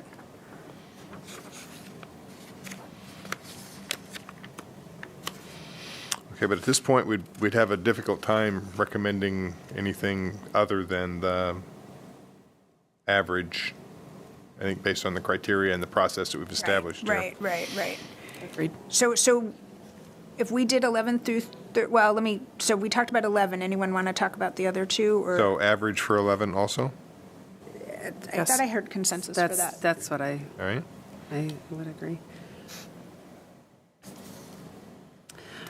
I would just say that for 13, Excuse me. let me get, Excuse me, sorry.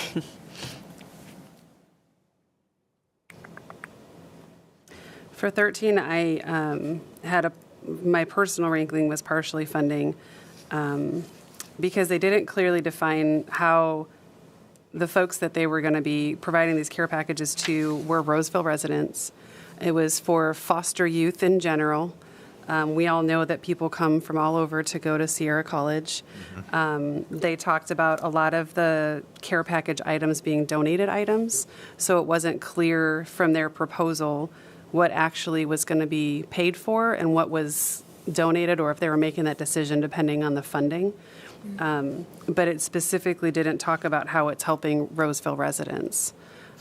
This one, if I'm remembering correctly, they said they would verify their zip code, or that even the admissions office, when they would provide that, they would look into that.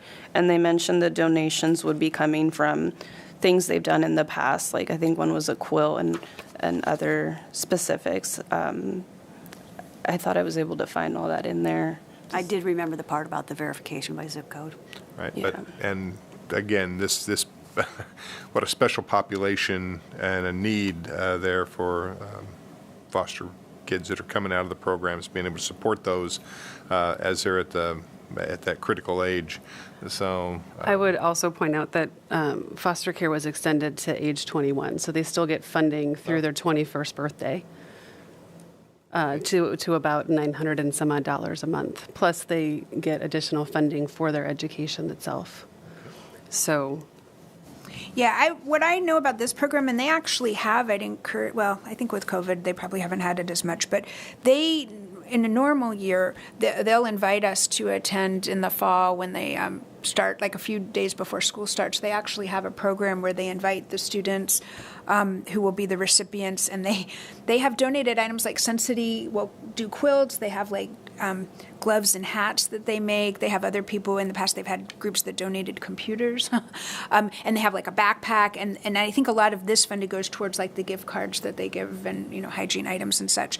And they do track in terms of do these kids stay in school and graduate. It's expanded though from former foster youth to former foster youth and low-income students. So it's not just the former foster youth. It started out that way, but they've kind of expanded it. Sorry. Yeah. Oh, And they've got, they have a safe parking there. Some of these kids are homeless. mm-hmm. Again, it's a real niche type of population, and I understand they get other things, but I think their impact is pretty large. And the supporting of anything we can do to support them to keep them out of trouble.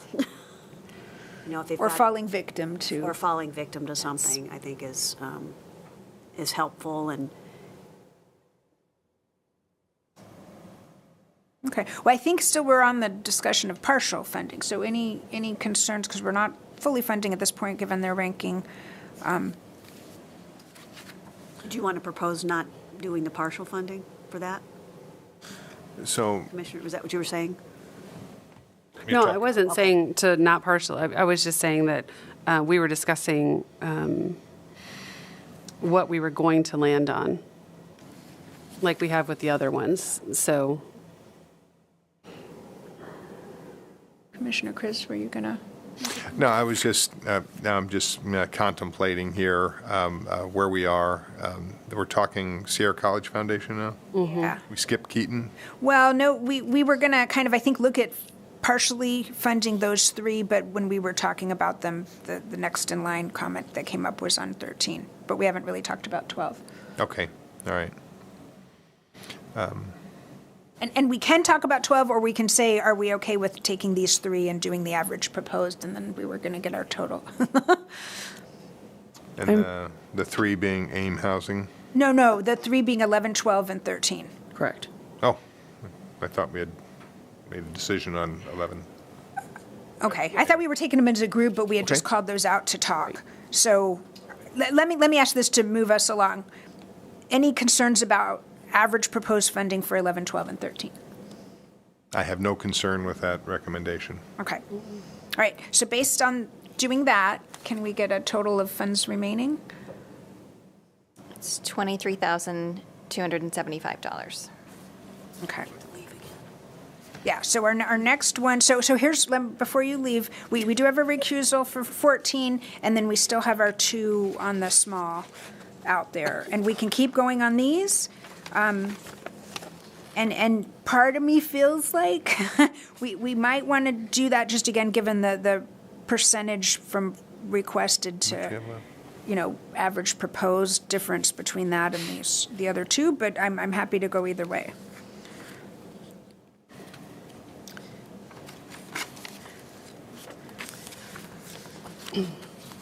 I guess, I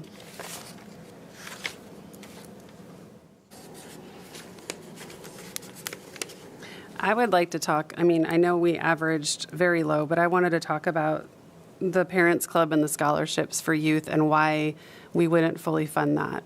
Like I just would like to know what the concerns were. Obviously we averaged lower on that one. But I didn't note anything in my, Yeah. in terms of why we wouldn't fully fund them. I tended, I just speak for myself, for something like this, I mean, there's lots of, when I think about the intention of the fund and the broader impact and targeting the different needs in the community and who is doing different things in the community as well, I would say,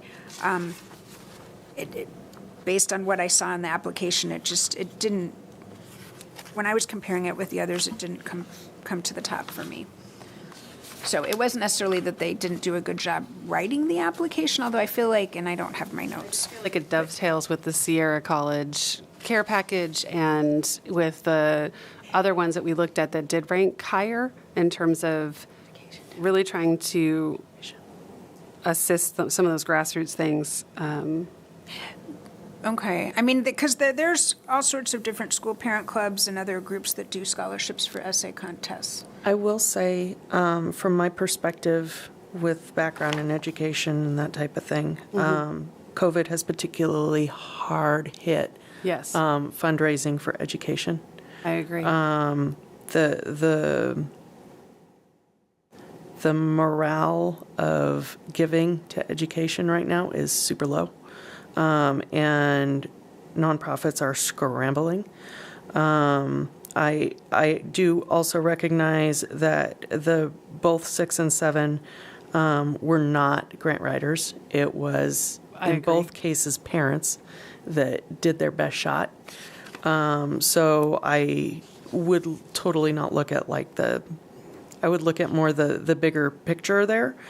And personally, I recommend partially funding both 6 and 7. I did have the opportunity to hear number 6 speak at I don't know if that means I need to recuse myself.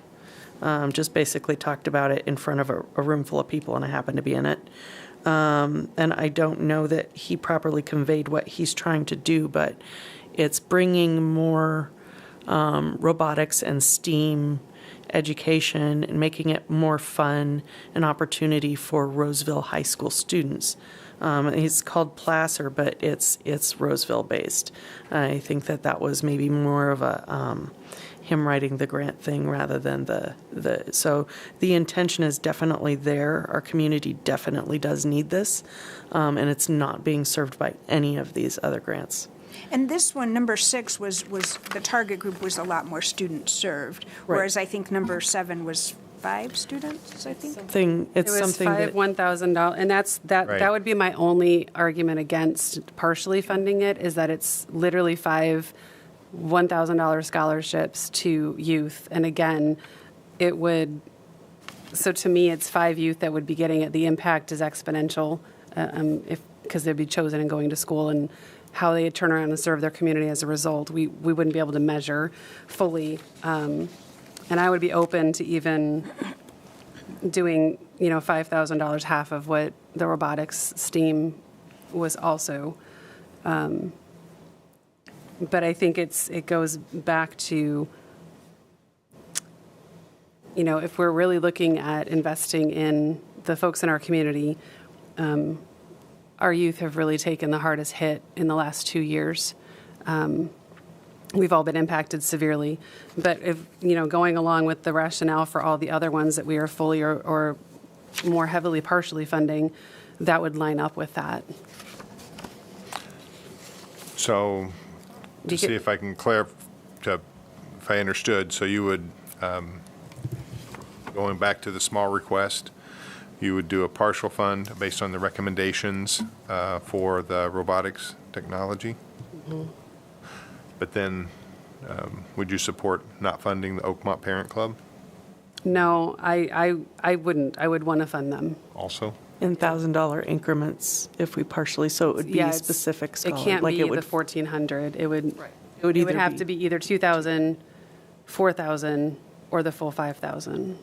For that one, I can't remember. Was it 1,000 or was it 500? I know they had written before providing 300, but then I saw kind of a different number. like it was at least $1,000 I thought it was scholarships. 1,000 for We each. can best answer that. And then for number 6, I do recall they wanted to get the kit, and the kit was $8,000. So that's something to just true, keep yeah. in mind. And it could be used for successive years. I liked that. They're to clarify for the Oakmont, it's 10 $500 scholarships. Okay. And, okay. 10, okay. Okay.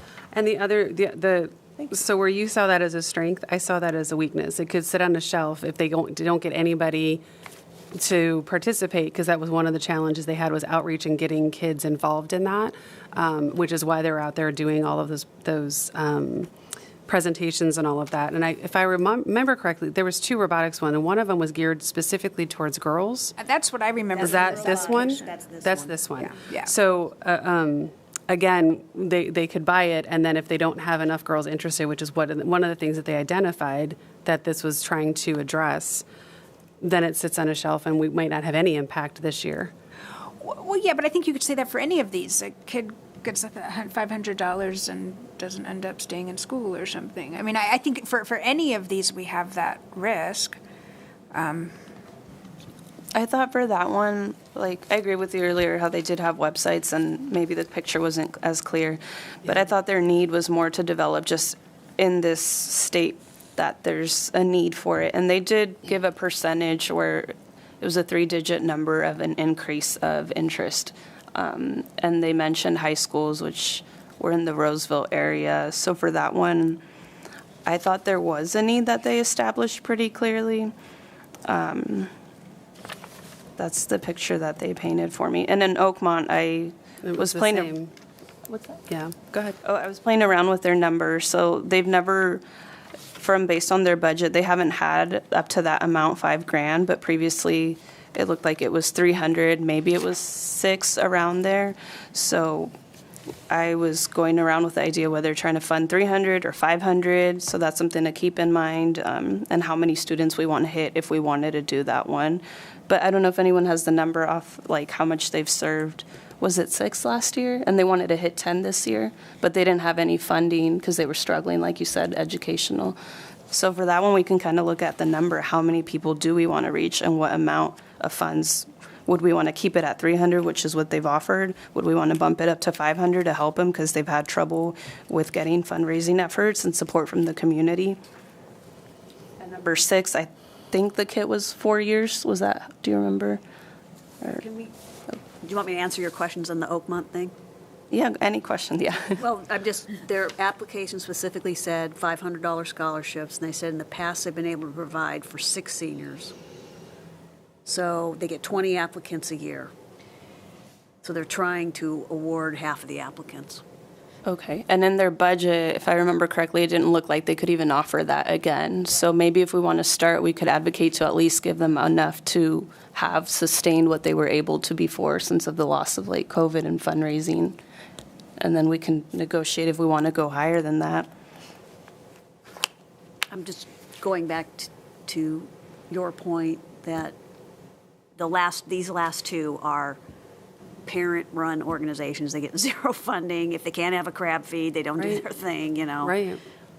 It's kind of interesting that that's the area they've chosen that they really want to continue to support, is that scholarship thing, which is pretty cool. And same with the robotics. I mean, I can't even imagine, because my head doesn't wrap around that, you know, someone having the drive to actually put this together. Right. You know, and get parents enthused by it, and to get them to teach the kids and show up to do it all. I mean, that's just a huge thing. Well, the impact that it could have on kids' understanding and motivation to be able to continue on those, with just the whole process of the STEM in-school programs. I would propose that we fund the Oakmont at $5,000, and we would fund the robotics at $5,000, which is more than the average proposed, but half of what they've requested. Well, half of what They requested. Placer requested at Oakmont. No, that's what I mean. Sorry. Placer would be $5,000, and then Oakmont would be the full $5,000. And that would leave us with $13,275 for the last part of the operational support, if we did that. Or we could fully fund 6 and 7? Or we could fully fund 6 and 7, and then we would be left with like 8,000-ish That, for the rest of the operational, yeah. The last 6.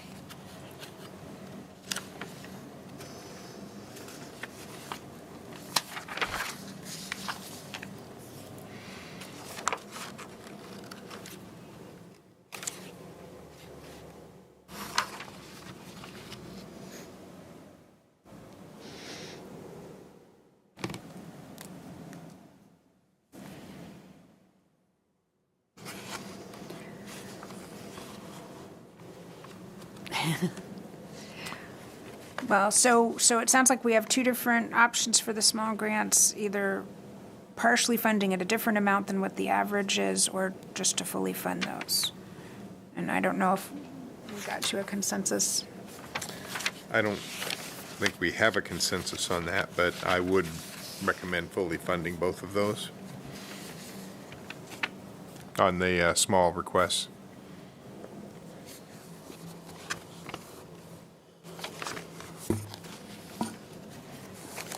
I'm fine with either. And if we did that again, how much would we be left with? Roughly $8,000. $8,275. 8,275, 275. yeah. So looking at the operational ones, the ones that are left. We can't talk about 14 Yeah. 15, 16. or 19. So, We So have I 14 just- through 20. I'm whipping out some math for oh, cool. quick thing. The total of that category was only 10% of the overall money we have to give out. That's why I would say Which- we fully fund. That's why I would probably say fully fund too. Again, it's supporting that group and not discouraging them Agreed. from applying for those small requests that are huge in their budget, huge to them. Like this, the robotics thing, that was 1/3 of their whole budget was these kids. And I fully think that really supports the whole purpose of this funding overall to begin with, is to encourage the smaller grassroots specific needs being met.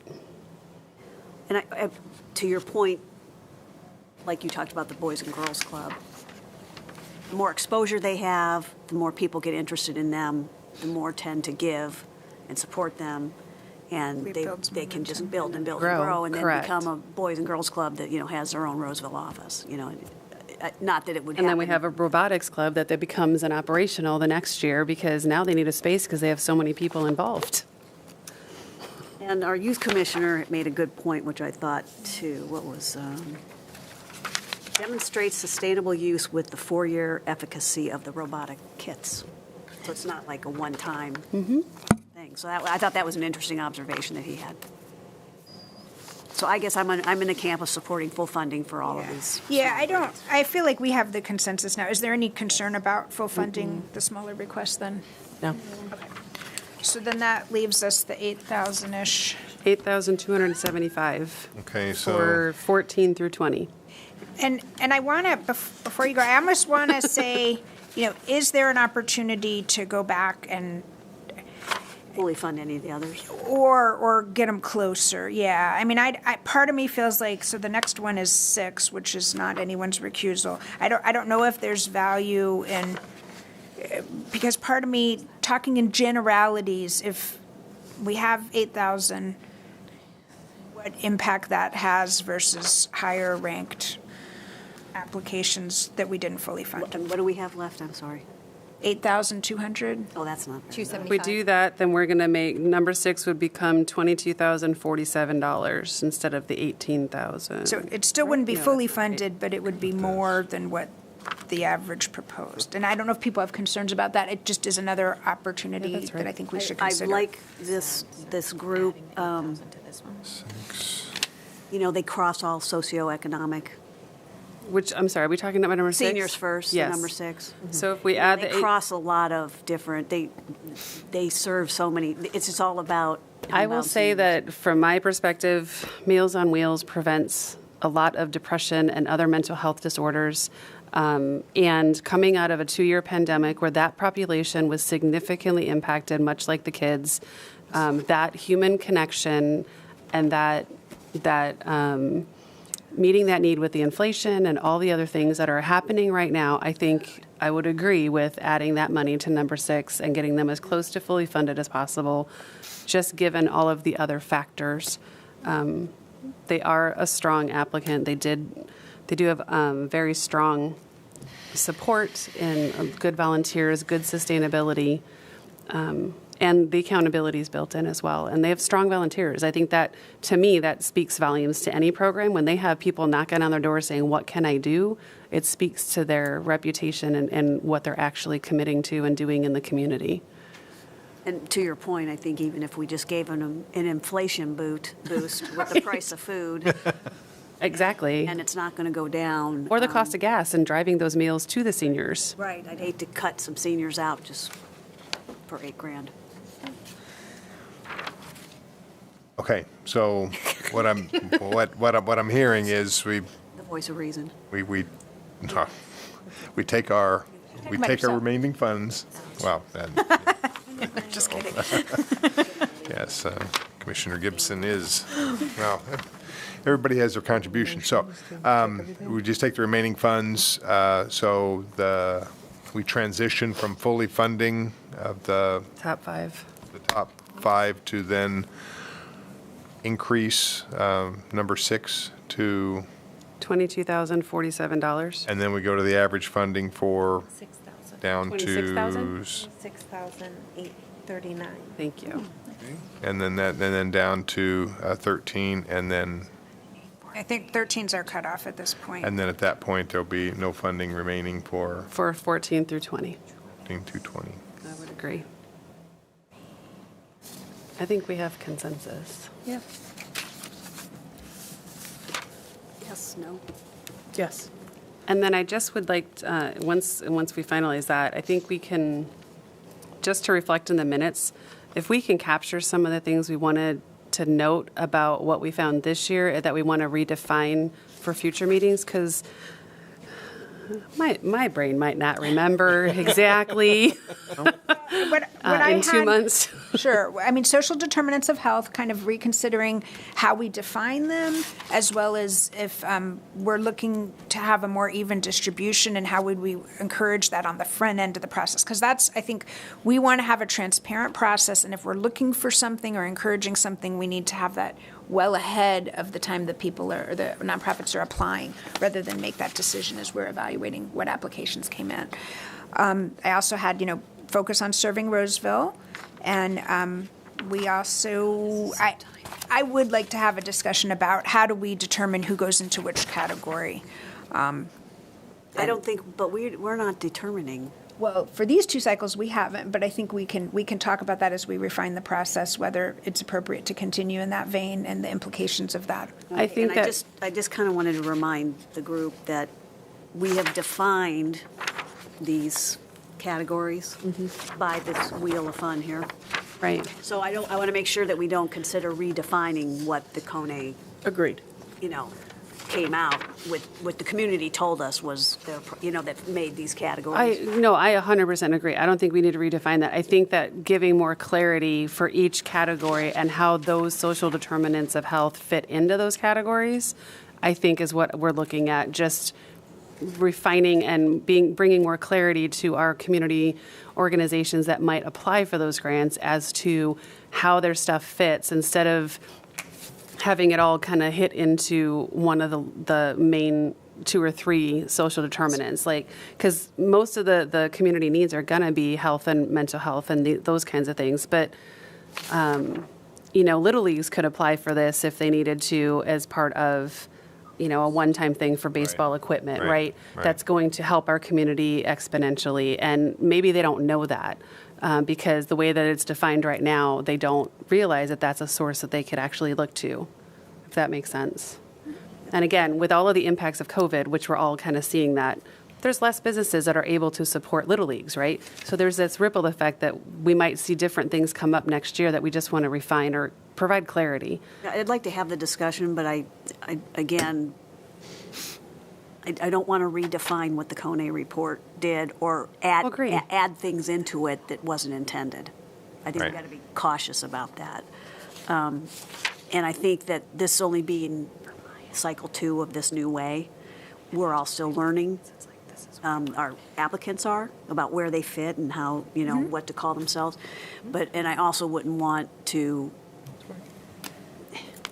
make it where, to Commissioner's Chris, comment that this might be where we're at right now, that they all fall, that 60% of them fell into that group. because the kids haven't been able to play baseball and Oh, haven't agreed. been able to do things. 100% agree. So when these applications go out, we were still wearing masks, So I just Right. think that we have to be careful about that. I mean, and next year, based on the inflation and the gas, we could see Exactly. 90% of food being the applicant or the need or whatever. I mean, we really don't know. But just, again, trying to provide a little bit more clarity would be helpful, just as a new person coming in. So Chair Carroll, what were your reminders that we want to revisit? So I just have a high-level thing, and I think it's more appropriate as we're refining the process after we get through this cycle to get into these further discussions, but social determinants of health, serving Roseville, and looking at our priority group categories. Yes. One last thing I wanted to add is looking at the grant application when people were filling it out, like the main thing I took away was what I was mentioning earlier, how some people have community, or some people in their agency have grant writers and others don't.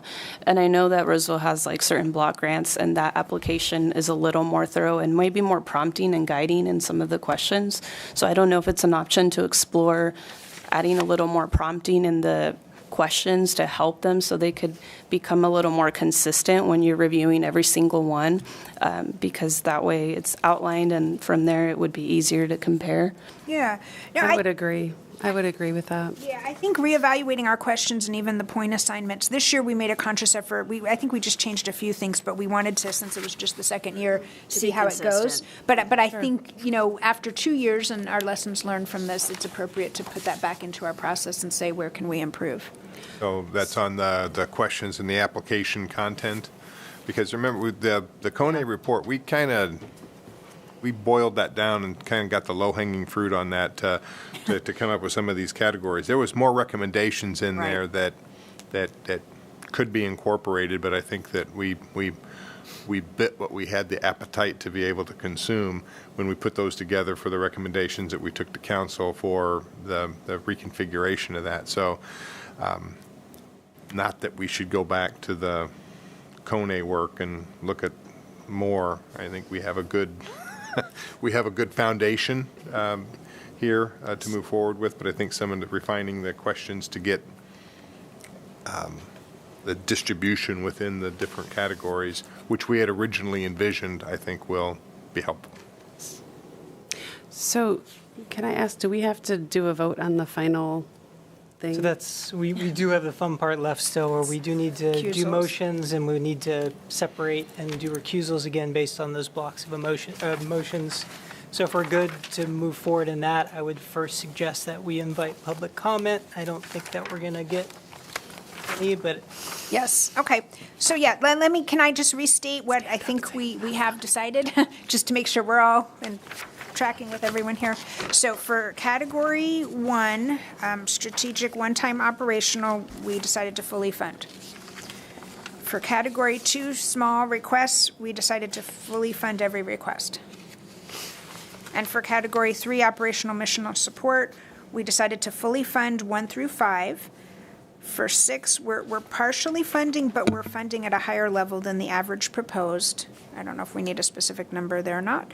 And then 7 through 10, we're funding at the average proposed level. 7 through 13. 7 through 13. Sorry, yes, you're right, 13. thank you. Yep, I just didn't flip my page. 7 through 13, thank you. Okay, And then 14 through 20, we're not funding. right, That is correct. okay. All right, so, given that restatement, I'd like to open it to public comment. Any comments that people have here in the room because we're not doing telephone comments? Okay. So any comments people in the room would like to offer for our discussion and recommendations thus far? Seeing none, I will close public comment. And so we need to come up with multiple motions since we have recusals. One comment. probably do the first 2 buckets since there's no recusals, and the suggestion is to fully fund. Probably somebody can make a motion to do that. But we have a question. Comment. Oh, comment, sorry. I just want to thank all the commissioners. It's very impressed with the discussion tonight. I learned a lot, and it's obvious that we all put a lot of effort into it, as we always do, and our youth commissioner. Very impressed with, he's probably having more fun than we are, but I think that was very impressive. That is just my general comment. Thank you, everybody. No, he did agree. some great work, being able to provide that input to help guide some of these discussions. No, absolutely.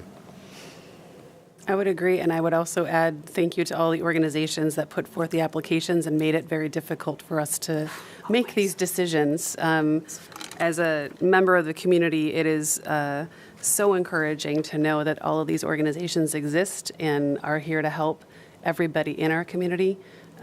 So that I would like to add that as well. Okay, and we do have another item after this for commissioner and staff reports, but I'm happy to hear that it sounds like commissioners are feeling good about the process and. Jumped ahead. It's okay. All right, so I think I would like to entertain a motion to approve from priority groups 1 and 2 to fully fund those if someone would like to make a motion. Commissioner Perez would like to make a motion to approve them. I will second that motion. Okay, so I just want to make sure I'm capturing. Commissioner Perez has moved to fully fund all the applicants in priority groups 1 and 2, and Commissioner Kriz second. Is there any discussion? All right, all those in favor of that motion, please indicate by saying aye. Aye. Any opposed, indicate by saying no. And we don't need a roll call. Okay. All right, that motion passes. So that's 1 and 2. Okay. Then what we need to do is, would we just take as a group excluding Commissioner Gibson's? Do all of them that have no recusal as one large group, but you need to mention what the funding level is for each block, like if you want to reference the rank number, so it's clear, and then we can deal with the recusals separately. In order to do that, can we get number 6, the clarity? It's 26,000 for the motion, 26,000. 26,839. Because the rest of them are on there.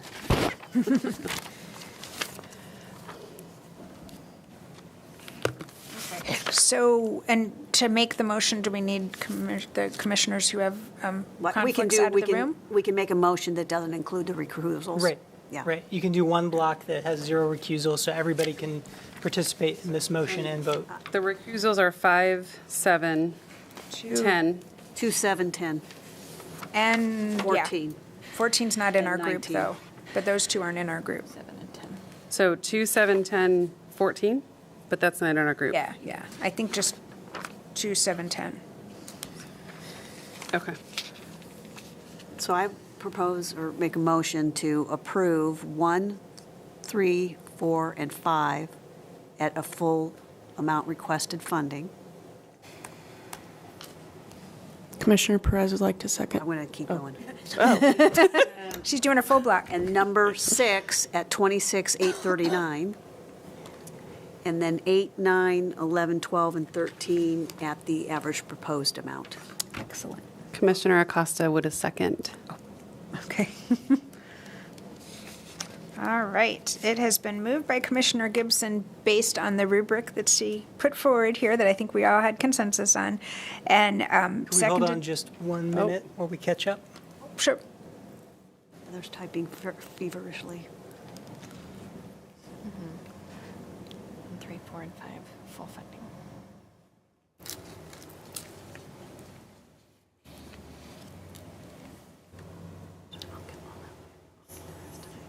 Six at 26,839.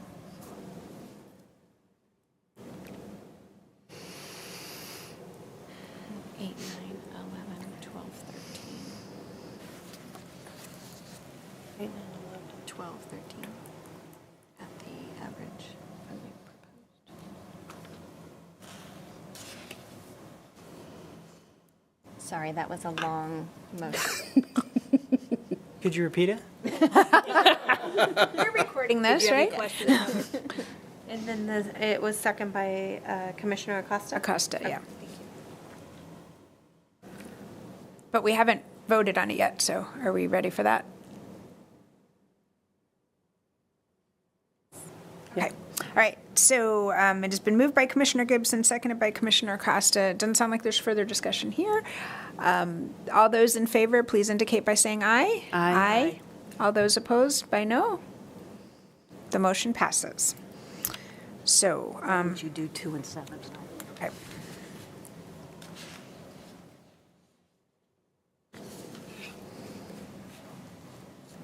Is this 2 and So 7? this is just And 7. 2.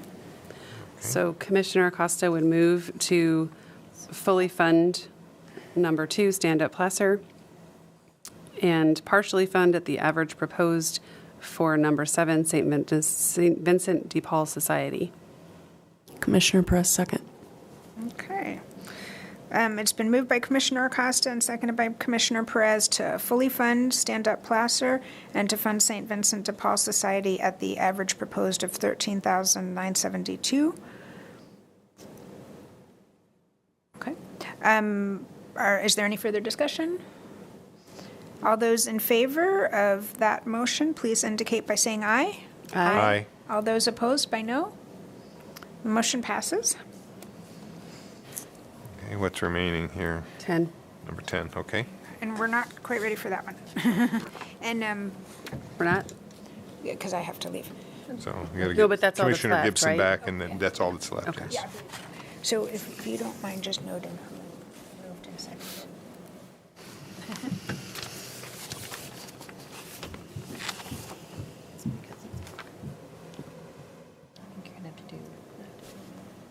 So do we have a motion for item number 10?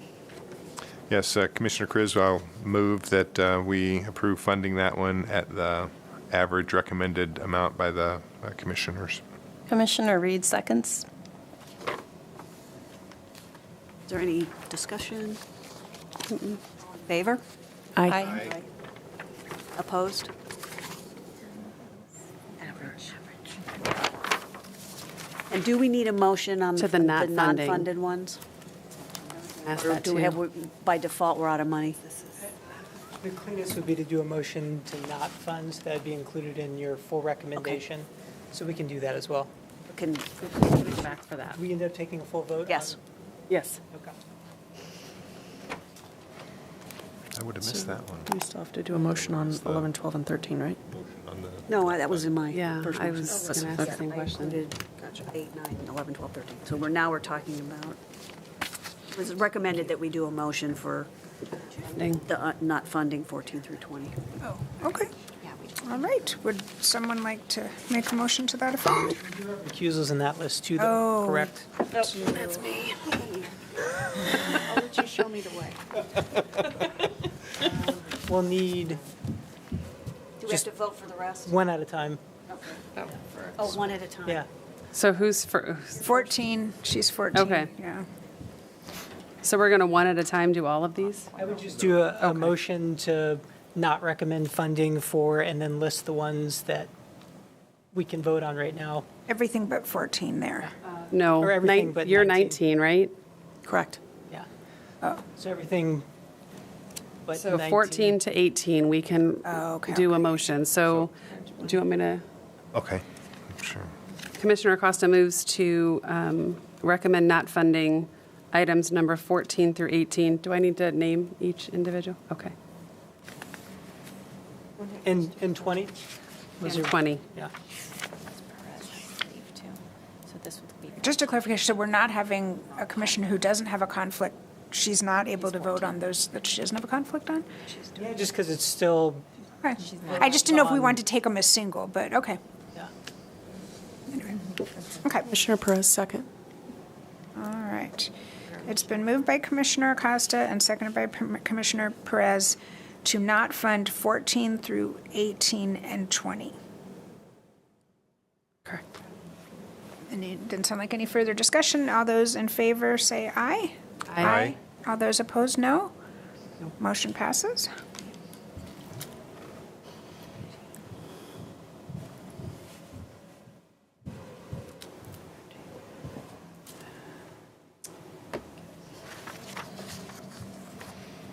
Okay, and I think that leaves us with number 19. So a motion, I'll go ahead and make it. So I make a motion not to provide funding for item number 19.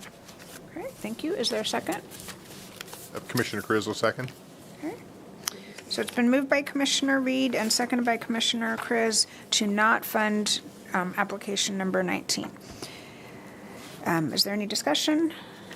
Okay, all those in favor of that motion, please indicate by saying aye. Aye.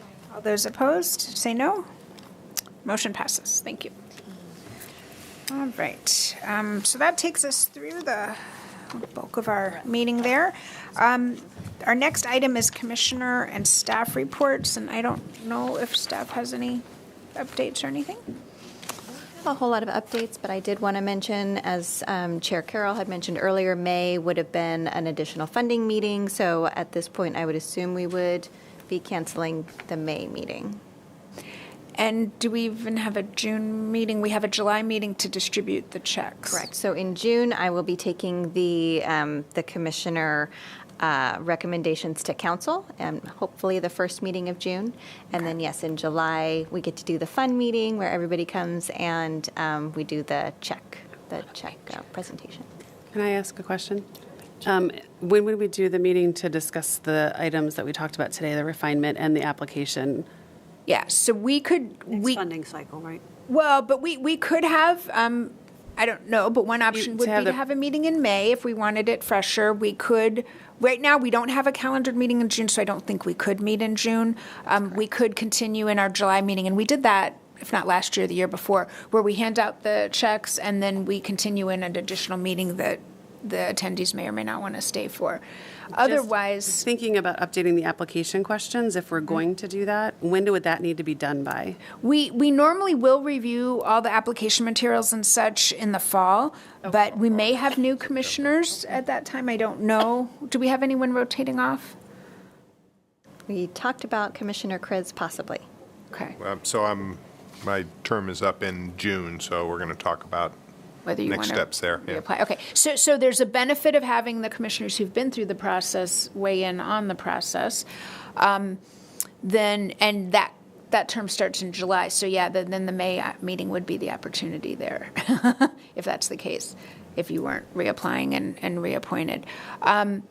But we normally do talk about the application materials in the fall. I will say, if we want to get into additional discussion, it's been helpful, I think, in the past to have subcommittees, because more than what we have time and the research and things like that to do in just a single meeting.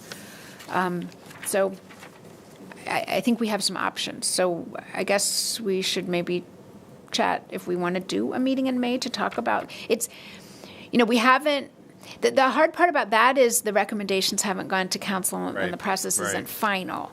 But if we wait until the next cycle or the next term year starts July forward, then we potentially, but Commissioner Chris would still be able to come to an open meeting and share any insights that. Good. And that is, I think we have something for August and September, and generally that's when we have done those questions and looked at the package as far as what we were going to move forward with in November. Yeah, we'd need to put our schedule together for that next term. And I have another option for you. I took a look at the funding calendar, and we do have a possible meeting that we could do in June. So if you all would like me to try and take the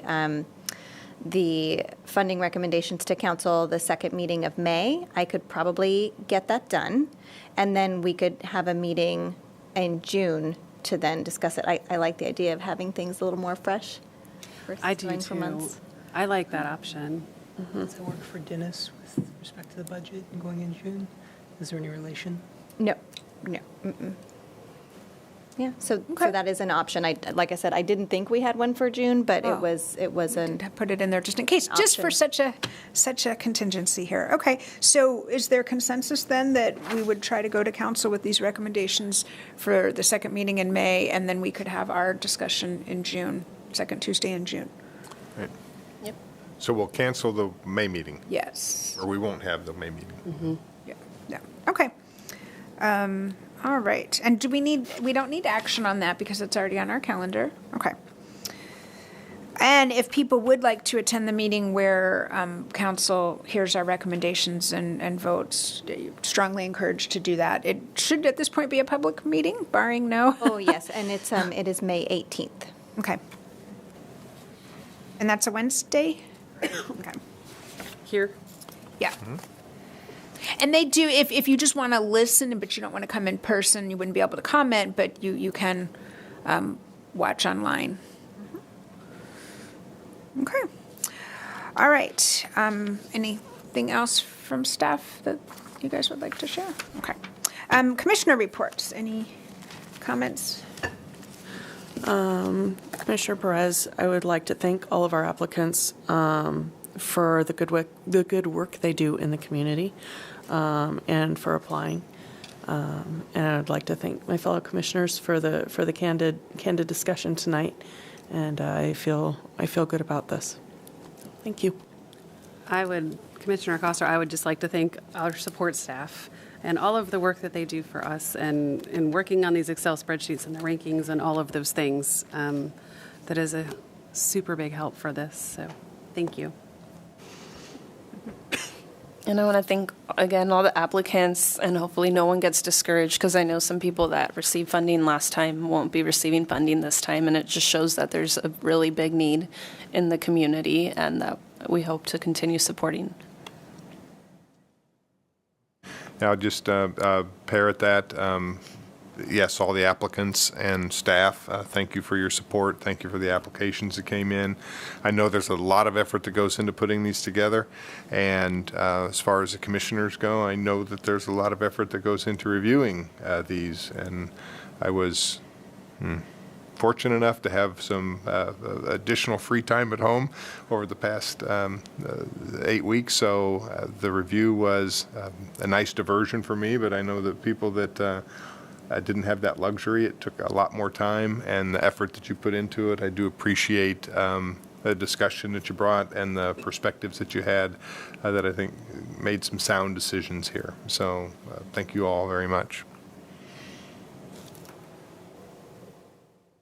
All right. Well, thank you all as well, echoing all the sentiments expressed here.